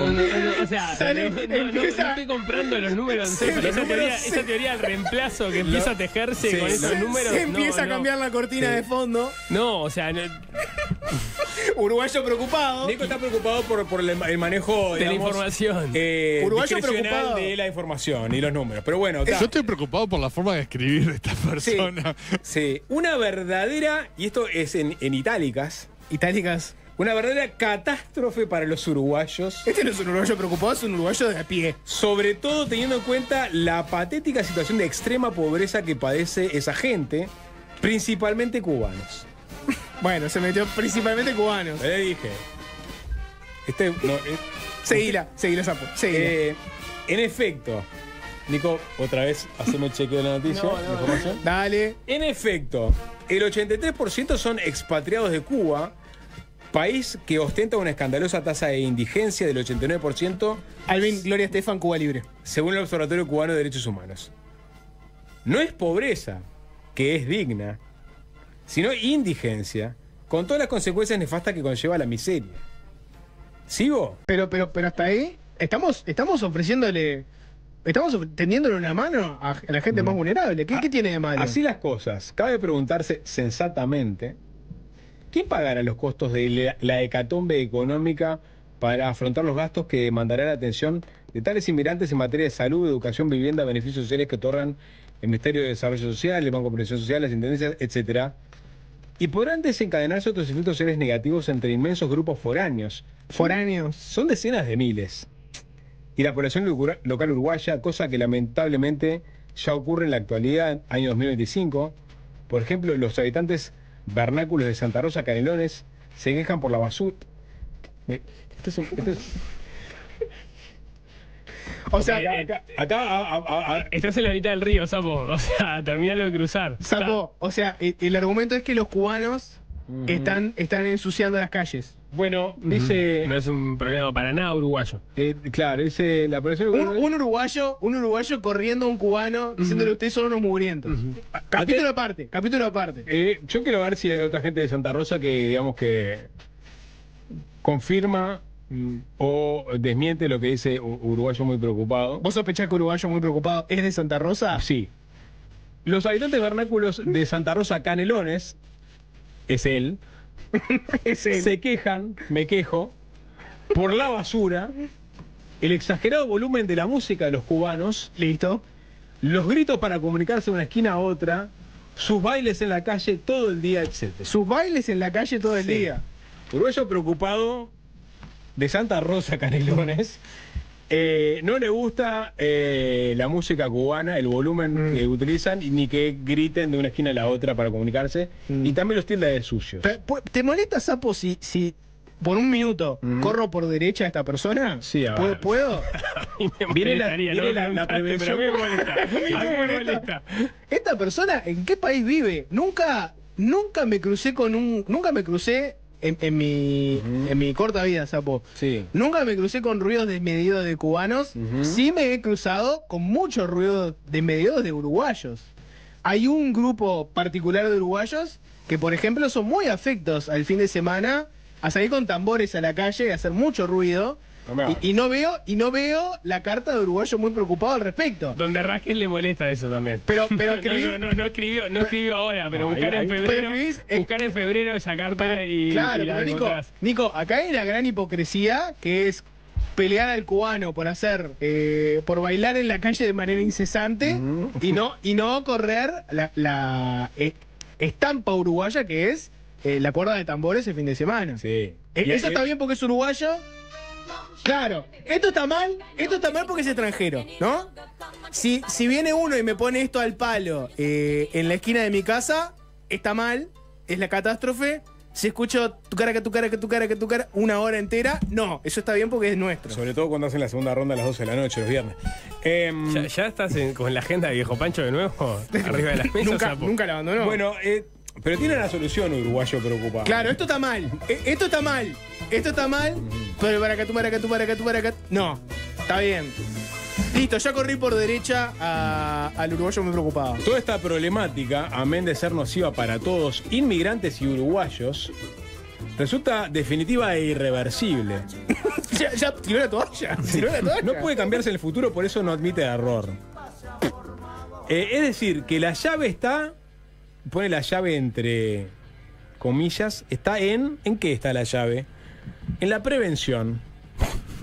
¿Pero cuál es la prevención? Bueno, ¿por qué preguntar algo que es obvio, no? ¿Cuál es la prevención ante el problema de la inmigración? No es un tema nuevo en las polémicas de otros países, ¿no? Lo que está planteando Uruguayo preocupado dice, la prevención por parte del gobierno consistente en definir y controlar de antemano la entrada gradual de migrantes a territorio uruguayo en cantidad y calidad. Bueno, no lo sé. Acorde con las dimensiones, necesidades y posibilidades del Uruguay, que no puede hacerse cargo de la pobreza de la humanidad. Pocos pero buenos, y, sí. que anden derechitos, ¿no? Sí. El uruguayo de Santa Rosa Canelones, preocupado, dice, el Uruguay ya tiene más que suficiente con sus propios pobres, a quienes no puede siquiera cubrir en sus necesidades básicas, alimentación, salud, educación, trabajo. Sí. Pero entonces, ¿qué vamos a hacer con esta enorme oleada de gente indigente que se incorpora de un día para el otro a nuestra sociedad? Y dale con la indigencia. Veo mucho. Danza no está haciendo filtro, manda cualquier carta, ¿no? Voy a decir la verdad también. Está bien, todas las voces. Claro. Está bien. No, está bien no filtrar, justamente hay que poner estas voces arriba. Pero no tendrías que poner el nombre. Uruguayo preocupado. Intuyo que no se llama Uruguayo preocupado. No. Firmó como Uruguayo preocupado. Vos, a ver, Nico, vos tenés como derecho poder. Esto es Uruguay. Y acá en Uruguay tenemos derechos. Uno de tus derechos como uruguayo es mandar una carta al semanario de búsqueda y firmar con un nombre interesante como Uruguayo preocupado, Tímpano Punta Esteño, un profesional muy enojado. Un gil de cuarta, nombres que sean además un nabo de siempre, un nabo de siempre, ¿no? Para mí una cosa es cuando lo distinguís como una gracia y queda como cómico. Otra es cuando lo que en realidad querés poner un seudónimo porque en realidad no estás seguro si no estás cometiendo un delito de odio. Yo creo ¿no? que no. Entonces, si es para encubrir un delito de odio, diría, no, acá sí, poné la cédula. No, está no es consciente, sino que le parece una vejigada lo del delito de odio al uruguayo preocupado de Santa Rosa. Está muy preocupado por la indigencia de los cubanos y venezolanos. Bueno, si mirás la cantidad de indigentes que te encontrás, ¿cuántos son cubanos y venezolanos versus cuántos son uruguayos? Bueno, pero... te pregunto, ¿no? Datos que estaría bueno chequear. Yo hoy no quiero polemizar sobre esta carta, simplemente leerla. Bien, dale. ¿Podremos ayudarlos de alguna manera para que se integren? El uruguayo solidario. ¿Tendrán trabajo? ¿Resistirá el sistema de salud, el BPS y el MIDES? ¿Qué prestaciones les darán? Si no hay recursos económicos para nada de nada, y ahí ¿qué? Pero trabajan. Bueno, o sea, basta ver el presupuesto quinquenal aprobado recientemente, ¿no? Está bien porque data varios temas. ¿Viste? Una mirada integral. Poneme los olímpicos de Jaime. Los olímpicos de Jaime de fondo. Dice, para ver por qué habla acá. Dice, ¿dónde viene? Sigue en la página 47. Si no hay recursos económicos para nada de nada, basta ver el presupuesto quinquenal aprobado recientemente. La mente más estrecha se pregunta una y otra vez. La mente más estrecha se pregunta una y otra vez, ¿quién pagará el precio del infortunio colectivo? Amén de eso, ¿no se les estará creando una falsa expectativa de vida a los extranjeros pobres que deciden venirse a radicar a Uruguay? Entre paréntesis, esa expectativa falsa se genera, por ejemplo, cuando el consulado uruguayo en La Habana emite visas a lo loco, sin ilustrar mínimamente a los cubanos emigrantes la realidad adversa que encontrarán en Uruguay para procurar un empleo, prosperar en el plano económico, etcétera. Pero para esta persona quiere... Prevención es eso, decirle a los consulados, decir, vos, loco, no, decirle que no vengan a Uruguay porque esos son pobres, van a ser más pobres en Uruguay. No, pero ese concepto de... Ojo, me gusta la idea de que el consulado en La Habana básicamente es un uruguayo diciendo, si pensás que acá estás mal, mirá que en Uruguay vas a querer volverte a Cuba. Pero ellos ya lo saben y por eso vienen acá muchas veces países de Estados Unidos, porque saben que acá están en la llaga. Y zapó una serie de ejemplos, ¿no? De decir, mirá el caso de Dijau, mirá los refugiados sirios, venían de una guerra civil en Siria, estuvieron acá 2 meses y se volaron. ¿Vos cómo pensás que te viene en Uruguay? Sí. Me gusta esa igual. Tiene mucho juicio, mucho calificativo y mucha pregunta también, ¿no? En esta carta. ¿No será un tanto irresponsable continuar como hasta ahora con la inmigración desenfrenada que aparejará perjuicios a todos? Lo que viene de decirse es reconocido por el representante de ACNUR. Ojo, porque acá aparece una cita, una nota de búsqueda, ¿no? Nota de búsqueda del 20 de noviembre de 2025. Se preparó, la carta se preparó, tuvo mucha producción previa. Habla del señor Juan Ignacio Mondelli, quien expone textual que observa un incremento de la llegada de inmigrantes con mayores niveles de vulnerabilidad. Y por si fuera poco acota, una reducción a nivel internacional para estos fines puede tener un impacto negativo de dimensión insospechada. No sé, está hablando de los recursos. O sea que Uruguay se está metiendo en la boca del león, dice para rematar. Uruguayo muy preocupado. En esta carta al semanario de búsqueda, el director. Sí, no obstante, ese funcionario arguye muy frívolamente, Mondelli, que me gusta señalar respecto a Uruguay, y es una expresión que se usa mucho en el ámbito diplomático de países campeones.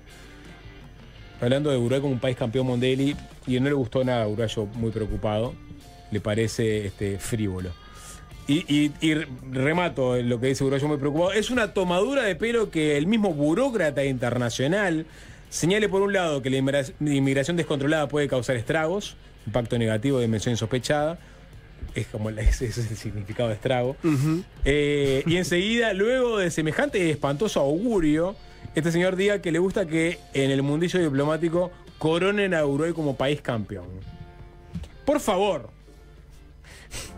Este es el último párrafo. Por favor, démosle los uruguayos y el gobierno fundamentalmente, como responsable principal, la verdadera trascendencia real y actual y muy grave al problema inmigratorio ya plasmado en nuestro país. Es un asunto que no admite errores, que ya los hay, con consecuencias irreversibles de dimensión insospechada. Lo que ya está mal hecho ya está, no hay forma de solucionarlo.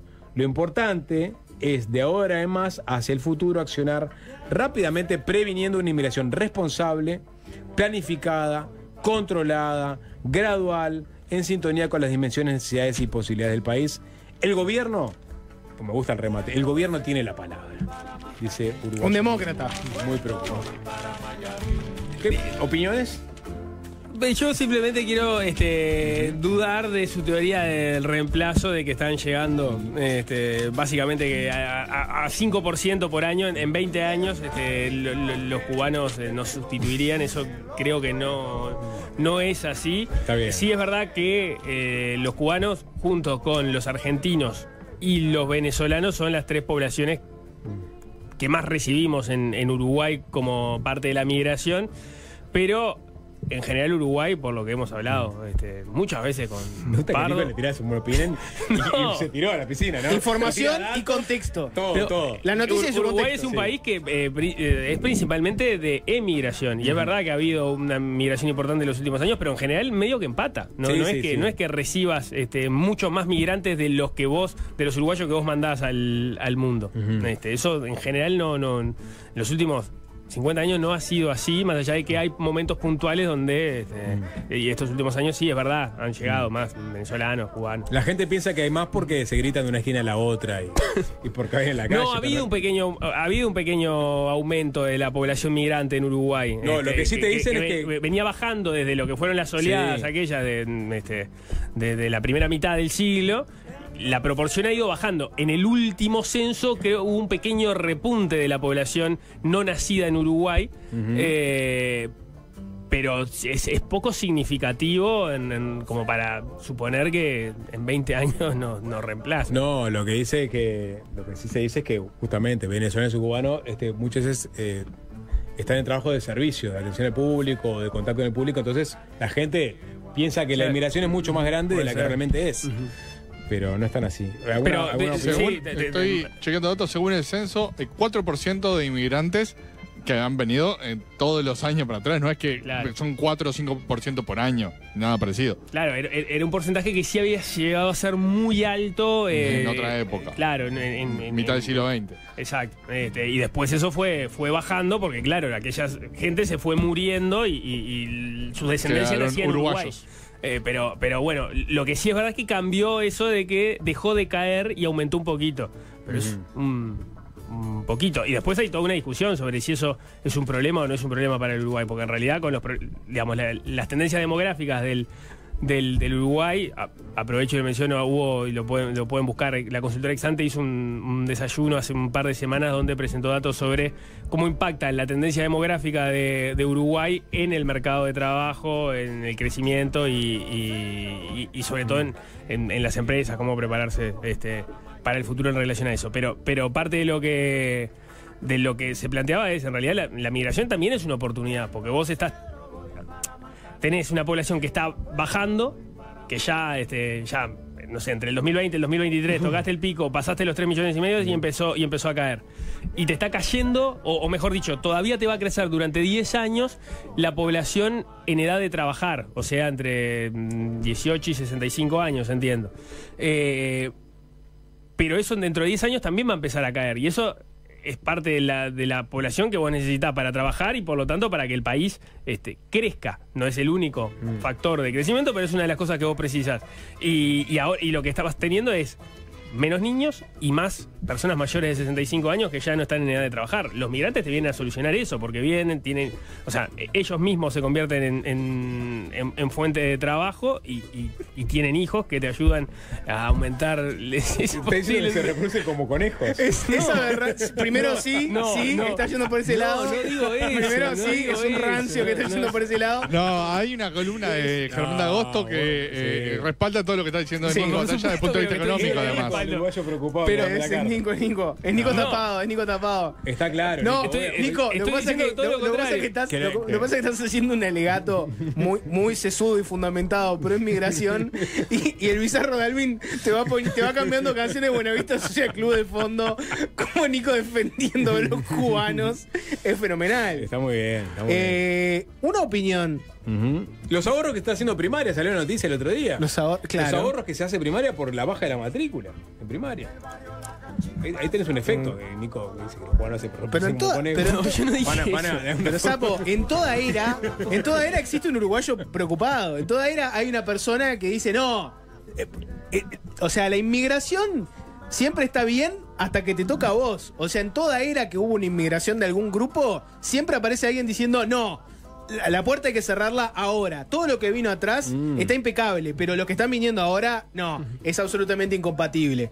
Vinieron los italianos y la gente que estaba acá dice, no, esto es cualquier cosa, su cultura es incompatible con la nuestra, son unos tanos ladrones. ¿Tuvo ese debate? Y bueno, en todo el mundo, capaz en la sociedad estadounidense es más evidente, porque era una inmigración primero anglo, ¿no? Y después cuando le llegaron los italianos dijeron, no, para el italiano y el irlandés son una cultura que no tiene nada que ver, son católicos, creen otra cosa, el sistema político es distinto, viene la inmigración de latinoamericano, no me gusta, no sé qué, y así con todo, y acá en Uruguay es lo mismo, y siempre que haya una inmigración va a haber un uruguayo preocupado que diga, no, todos los grupos que vinieron al país antes aportan y están de más, pero este que está entrando ahora realmente es distinto, ¿no? Esto sí hace mucho ruido, esto sí te están complicando la vida. Entonces, hay que ser autoconsciente de eso. Cuando uno se pone muy uruguayo preocupado y empieza a sentir que los cubanos gritan mucho y hacen mucho ruido, etcétera, tenés que empezar a preguntarte, ¿me estoy convirtiendo yo en el anti-inmigración que le toca este tiempo? No se puede hablar en serio. Esta, ¿no? Sí, no se puede hablar de este tema con alguien así. Vamos a hacer una pausa. Yo creo que esta música no representa a la diáspora cubana. Eso es otro tema de debate. ¿No?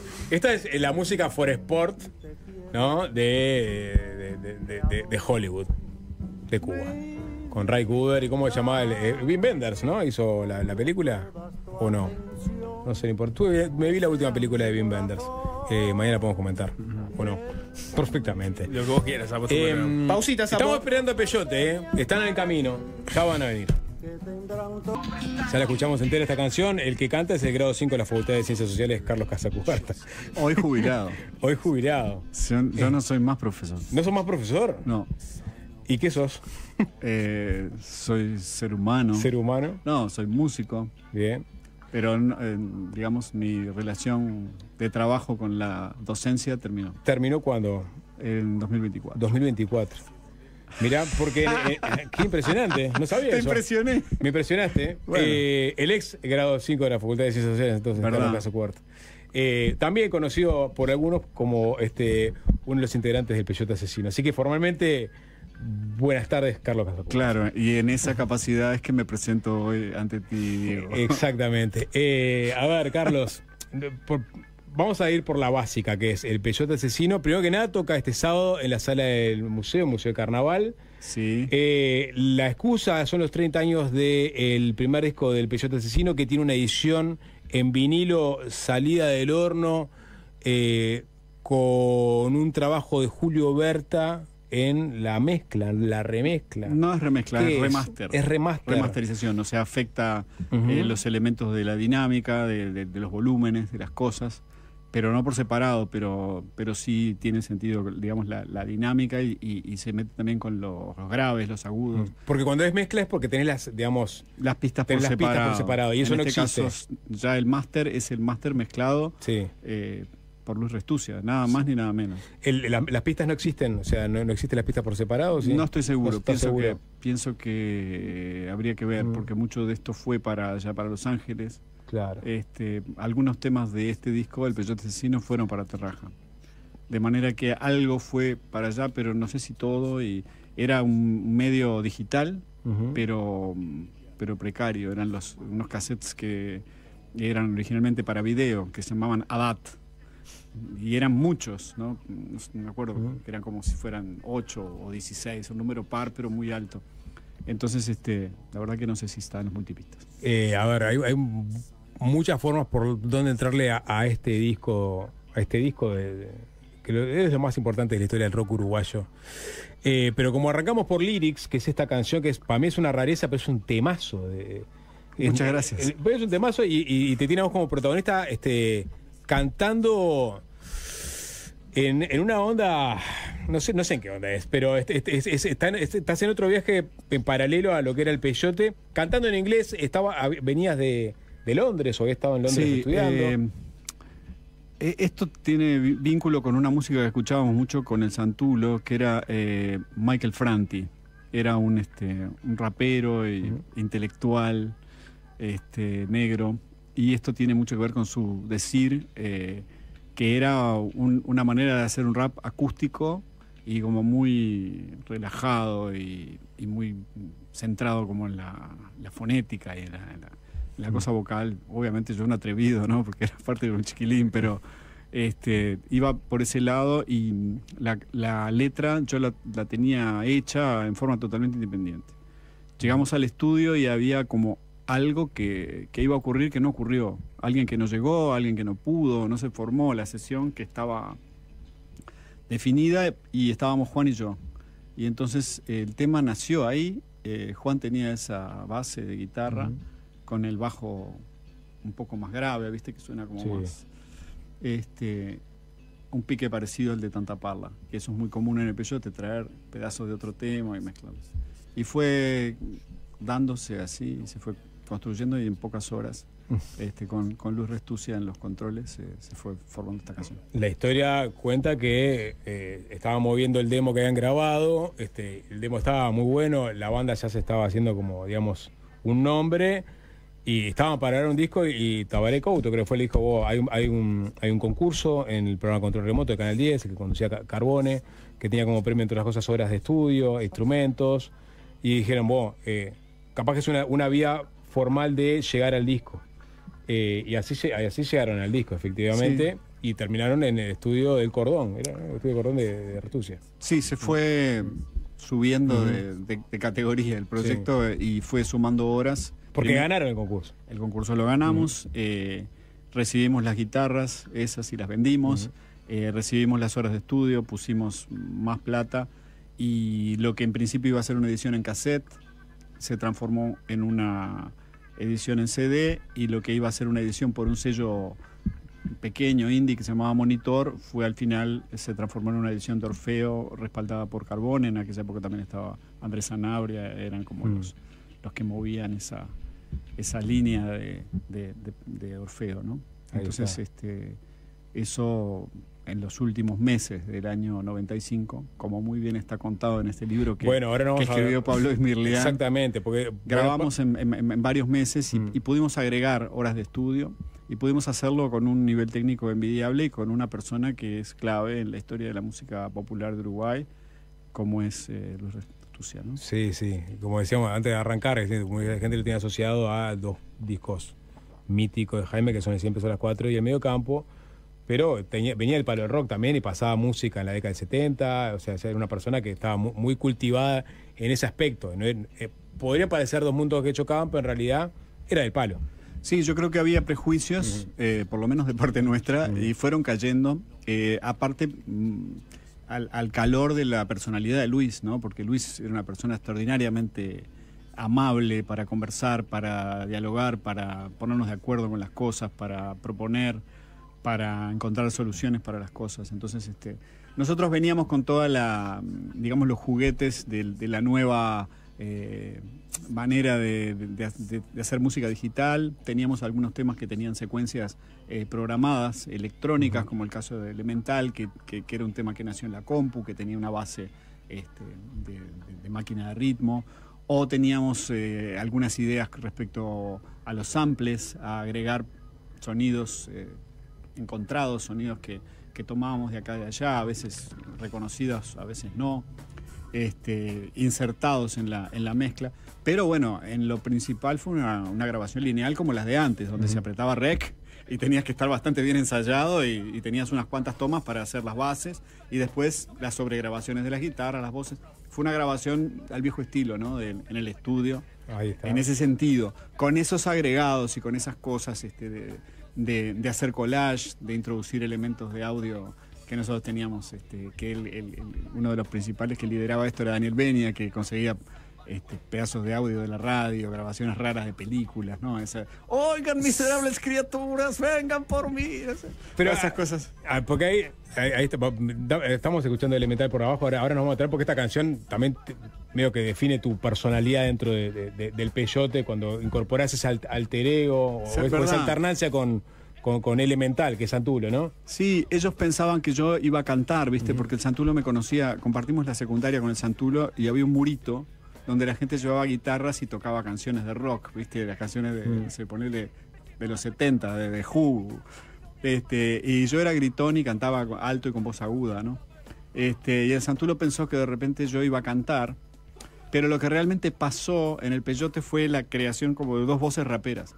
Para mí Elemental es una canción muy importante porque define la personalidad de él también, el personaje de él. Él se presenta, es como la épica del hip hop norteamericano. Usted pone el ejemplo de Public Enemy acá en el libro, ¿no? Claro. Flavor of Love. MC es como maestro de ceremonias. Yo te doy la bienvenida y te voy conduciendo por este recorrido, ¿no? Es interesante porque la canción es otra cosa. La canción es como una pequeña obra, como una pequeña película que va a pasar y hay alguien que es el MC. Y yo como que me fui quedando con esa idea de que si él iba a estar ahí con esa centralidad, con esa voz pesada, grave, yo iba a hacerle un contrapunto, que de repente la cosa está moviéndose y viene alguien y que te sale... ¡Yo no soy mejor que Charlie Brown! y como que te descentra un poquito y te genera como un contrapunto, ¿no? Vamos a escucharla desde el Vamos Elemental.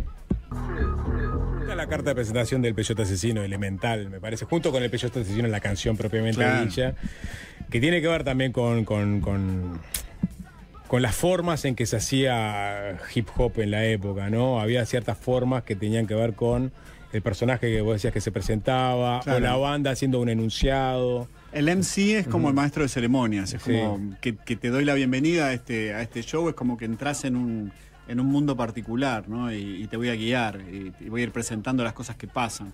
Entonces, es como el narrador principal, ¿no? Ahí está. En el libro este de Pablito Esmirlián, que es la historia del Peyote Asesino, que está enmarcado en la serie de libros de estuario sobre discos uruguayos, yo me enteré ahí que vos, por ejemplo, en un momento, a ver, hay toda una dimensión del Peyote Asesino que tiene que ver con la conexión México. Los Casacuberta, los Campodónico, los Santulo, hijos del exilio, ¿no?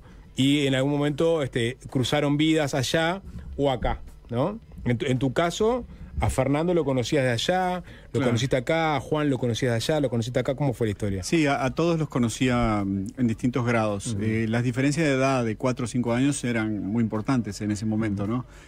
Para un chiquilín de 15, uno de 10 es como una cosa diferente que para alguien de 25, alguien de 20. Pero sí, los conocía, con Fernando compartí la secundaria, era como más cercano y más cotidiano, ¿no? Pero Fernando era compañero de clase de mi hermano Gabriel. Claro. Entonces hay un encuentro muy gracioso ahí, narrado en el libro, que han viajado ellos en ómnibus todos los días durante meses, y está terminando el año y uno le dice al otro en perfecto acento mexicano: oye, tú eres uruguayo, ¿no? Y el otro dice: sí, sí, güey. Yo también, boludo. Sacaron la careta. Claro. Sí. Como que en determinado momento queda claro que los dos que eran uruguayos. Es buenísimo. Muy gracioso ese encuentro. Pero Gabriel y Santulo también tenían mucho vínculo. Gabriel termina siendo productor del disco también. Pero no, lo que decía es que tu faceta de cantante queda plasmada acá en un recorrido por pueblitos ignotos, haciendo versiones de canciones uruguayas y... No. ¿Cómo es la historia? Lo que pasa es que son dos cosas diferentes. Por un lado, José Carvajal... Sí, el Sabalero. Formó una banda en México y yo fui integrante de la banda del Sabalero, cosa que fue como estudiar con el héroe de mi infancia. Yo realmente escuchaba esos discos cuando era niño, y tenía como una fascinación con esa música. Le pedí a papá que me llevara al tablado de ahí de Avenida Italia y Propios a escuchar al Sabalero. Y cuando vino un cumpleaños, como si fuera 7 u 8, pedí el disco del Sabalero.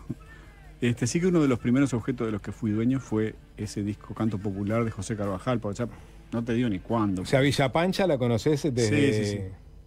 Entonces eso me dio esa oportunidad de integrar esa banda con José Carvajal y recorrer esos pueblitos. ¿Pero eso cuándo fue, lo de recorrer?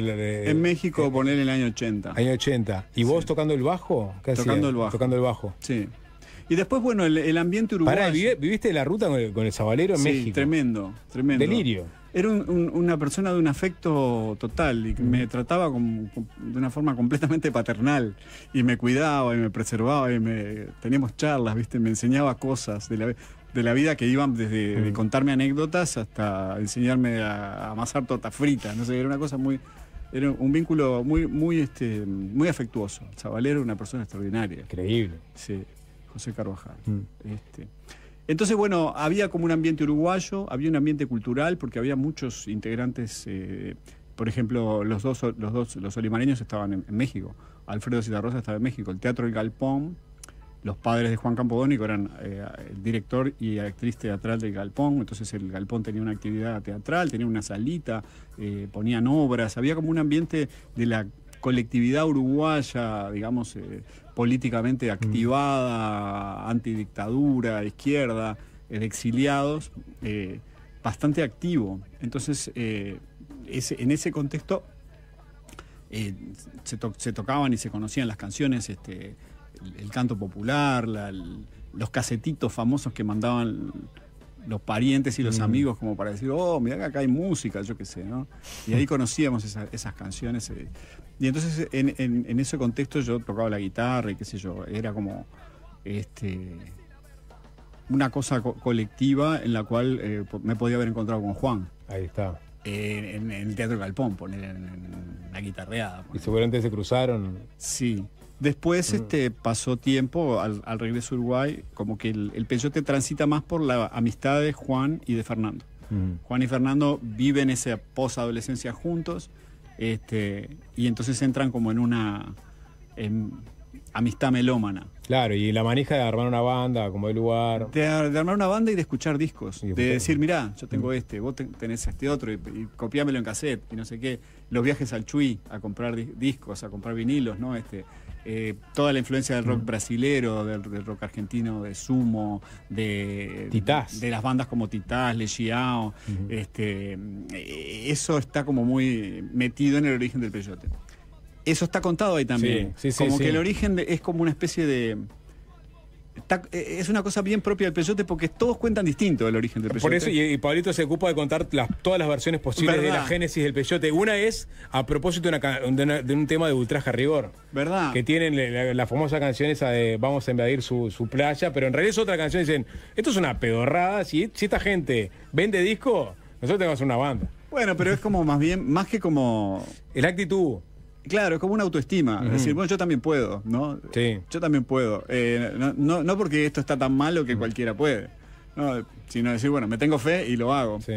Y eso empezó a concretarse en distintas versiones del Peyote. Eso está todo contado ahí, con distintos integrantes, la entrada de Rodino, la entrada definitiva de Pepe Canedo. Claro, Rodino, el primer baterista del Peyote, que después termina con Níquel. Y después viene el Pepe, que era como, digamos, la sensación de los bateristas de la época. Sí. Todo el mundo lo tenía recontra bien conceptuado y al final termina. Muy demandado, Pepe, muy demandado. Por todos lados. Todo el mundo quería tocar con Pepe y Pepe tocaba. Era muy, muy difícil acceder a Pepe y en cierto momento, eso también aparece contado. Daniel Beña lo va a buscar a Pando y le dice, tenemos que tocar. ¿Cuándo? Hoy. Y acá están los 10 temas. Sí. Y Pepe lo sacó. Y salió. Y ese día como que se mantuvo la integración definitiva, digamos. Ese día fue el primer día de Pepe y el primer día mío. También. Acá abajo, estamos muy cerquita. Sí. En Big Bang, en la calle Lauro Müller, no sé si recordás. Perfecto. Sí, no, sé que existió, yo todavía era un pre-puber. No te dejaban. No me dejaba. Así que bueno. Ahí arrancó. Vamos a hacer una tanda, ¿te parece, Carlos? Vamos con... en el demo estaba, por ejemplo, la versión que hicieron de Satisfaction. Sí. ¿No? Sí. Vamos a la tanda con esa versión que...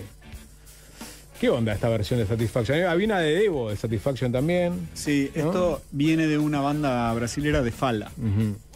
Y esos de Fala tenían un demo.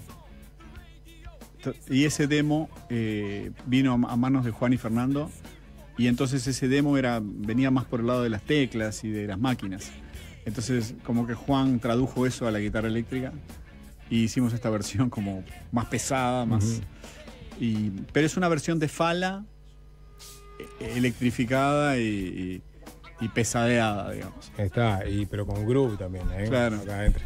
Un poquito de Satisfaction, tanda, y seguimos hablando con Carlos Casacuberta, por los 30 años del primer disco del Peyote Asesino, que lo van a estar homenajeando en vivo en la sala del museo este sábado.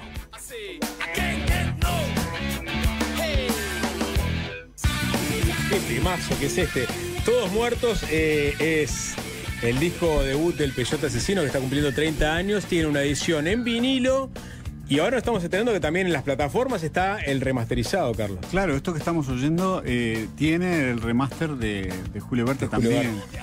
No es que está mal que yo lo diga, pero se suena todo. Se suena todo. Disculpa. Cuánta rabia Esto es lo más parecido a la Tabaré que hizo el Peyote Asesino. Bueno, tiene rock uruguayo. Tiene esa cosa como antirracia, no sé, está imbuida ese espíritu. Y esa poesía de la violencia urbana. Sí.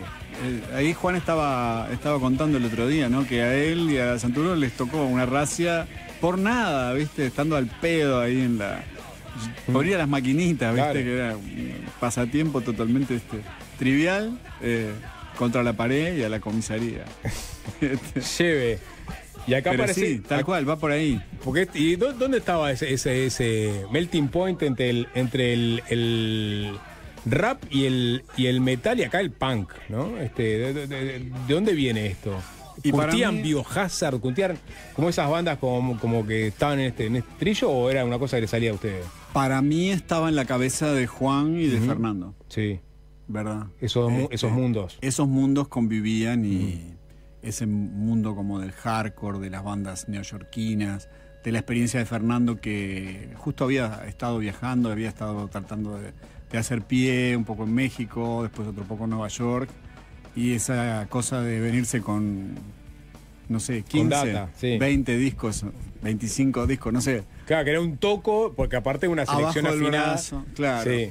Y un poco por lo que era Montevideo en esa época, ¿no? Porque había veces que un disco lo tenía una sola persona. Y si vos querías oír ese disco tenías que irte a la casa, arreglar, no sé qué. Es un llevarle iluminado casi. el casetito para... Pero tiene mucho que ver con esa configuración y con ese mundo mental de Fernando y de Juan, que eran muy ávidos, muy siempre muy curiosos y siempre muy capaces de traer y de conseguirse música por caminos Escuchame, muy diversos. Carlos, nos va a quedar para escuchar un temita más. Vamos a decir que es el sábado en la sala del museo. Son los 30. Digo, la excusa es los 30 años del disco, el lanzamiento del vinilo, Sí. el lanzamiento del libro. Un abrazo a Pablito. Mirá que se despachó con un libro que me acuerdo que lo venía laburando hace años, porque me acuerdo de hablar con él hace mucho tiempo sobre el trabajo que estaba haciendo sobre el primer disco del Peyote. Sí, un perfeccionismo total de Pablito y Sí. una búsqueda minuciosa de todo el contexto, de todas las citas, de todas La las cantidad de nota referencias. al pie que tiene es alucinante. ¿Verdad? Sí, contexto muy, muy, muy, muy detallado de cómo era el Uruguay de esa época, de qué se pensaba, de cómo era la vida cultural, de cómo era la vida social. La verdad que es un libro, bueno, yo lo disfruté muy particularmente, pero entiendo que puede ser muy interesante para muchos lectores. Sí, porque tiene la historia de la banda, por un lado, la génesis, las diferentes versiones de la génesis, cómo cada uno de los miembros se fue incorporando a la banda, y después sí se detiene canción a canción para repasar el disco. Los esperamos entonces el sí. sábado, las entradas están en Red Tickets. Bien. Y el disco está en su disquería mía. Tenemos a una banda invitada que queremos mucho, que es Catatumbo. Bien. Es una banda que está pegando ahí en el under montevideano, una banda de una energía tremenda, de una puesta en escena muy audaz, así que nos gusta mucho, y de una composición y de un sonido muy border, así, una banda que recomendamos mucho. Como siempre, que el Peyote siempre la invitación de la banda a tocar es como un puente para conocernos, para también que la gente que nos escucha a nosotros conozca a esas bandas. Y ustedes conocer también, ¿no? ¿Qué está Tal pasando? cual. Te toca vas a ser vos el que haga el cierre de este programa con una canción del disco. Y con una breve introducción te voy a pedir. Si querés, mírate Dale, no, creo que podemos escuchar Wanker. Bien, que perfecto. es una canción que hicimos en un inglés medio chapucero. Sí, medio roto, como siempre, como todo. Pero que bueno, que ahí va. Empieza con el sample cinematográfico del Beña. Se las dedico. Bien, perfecto. Gracias, Carlos Casapuerta. Y el Gracias por la sábado invitación. el Peyote es garantía y calidad.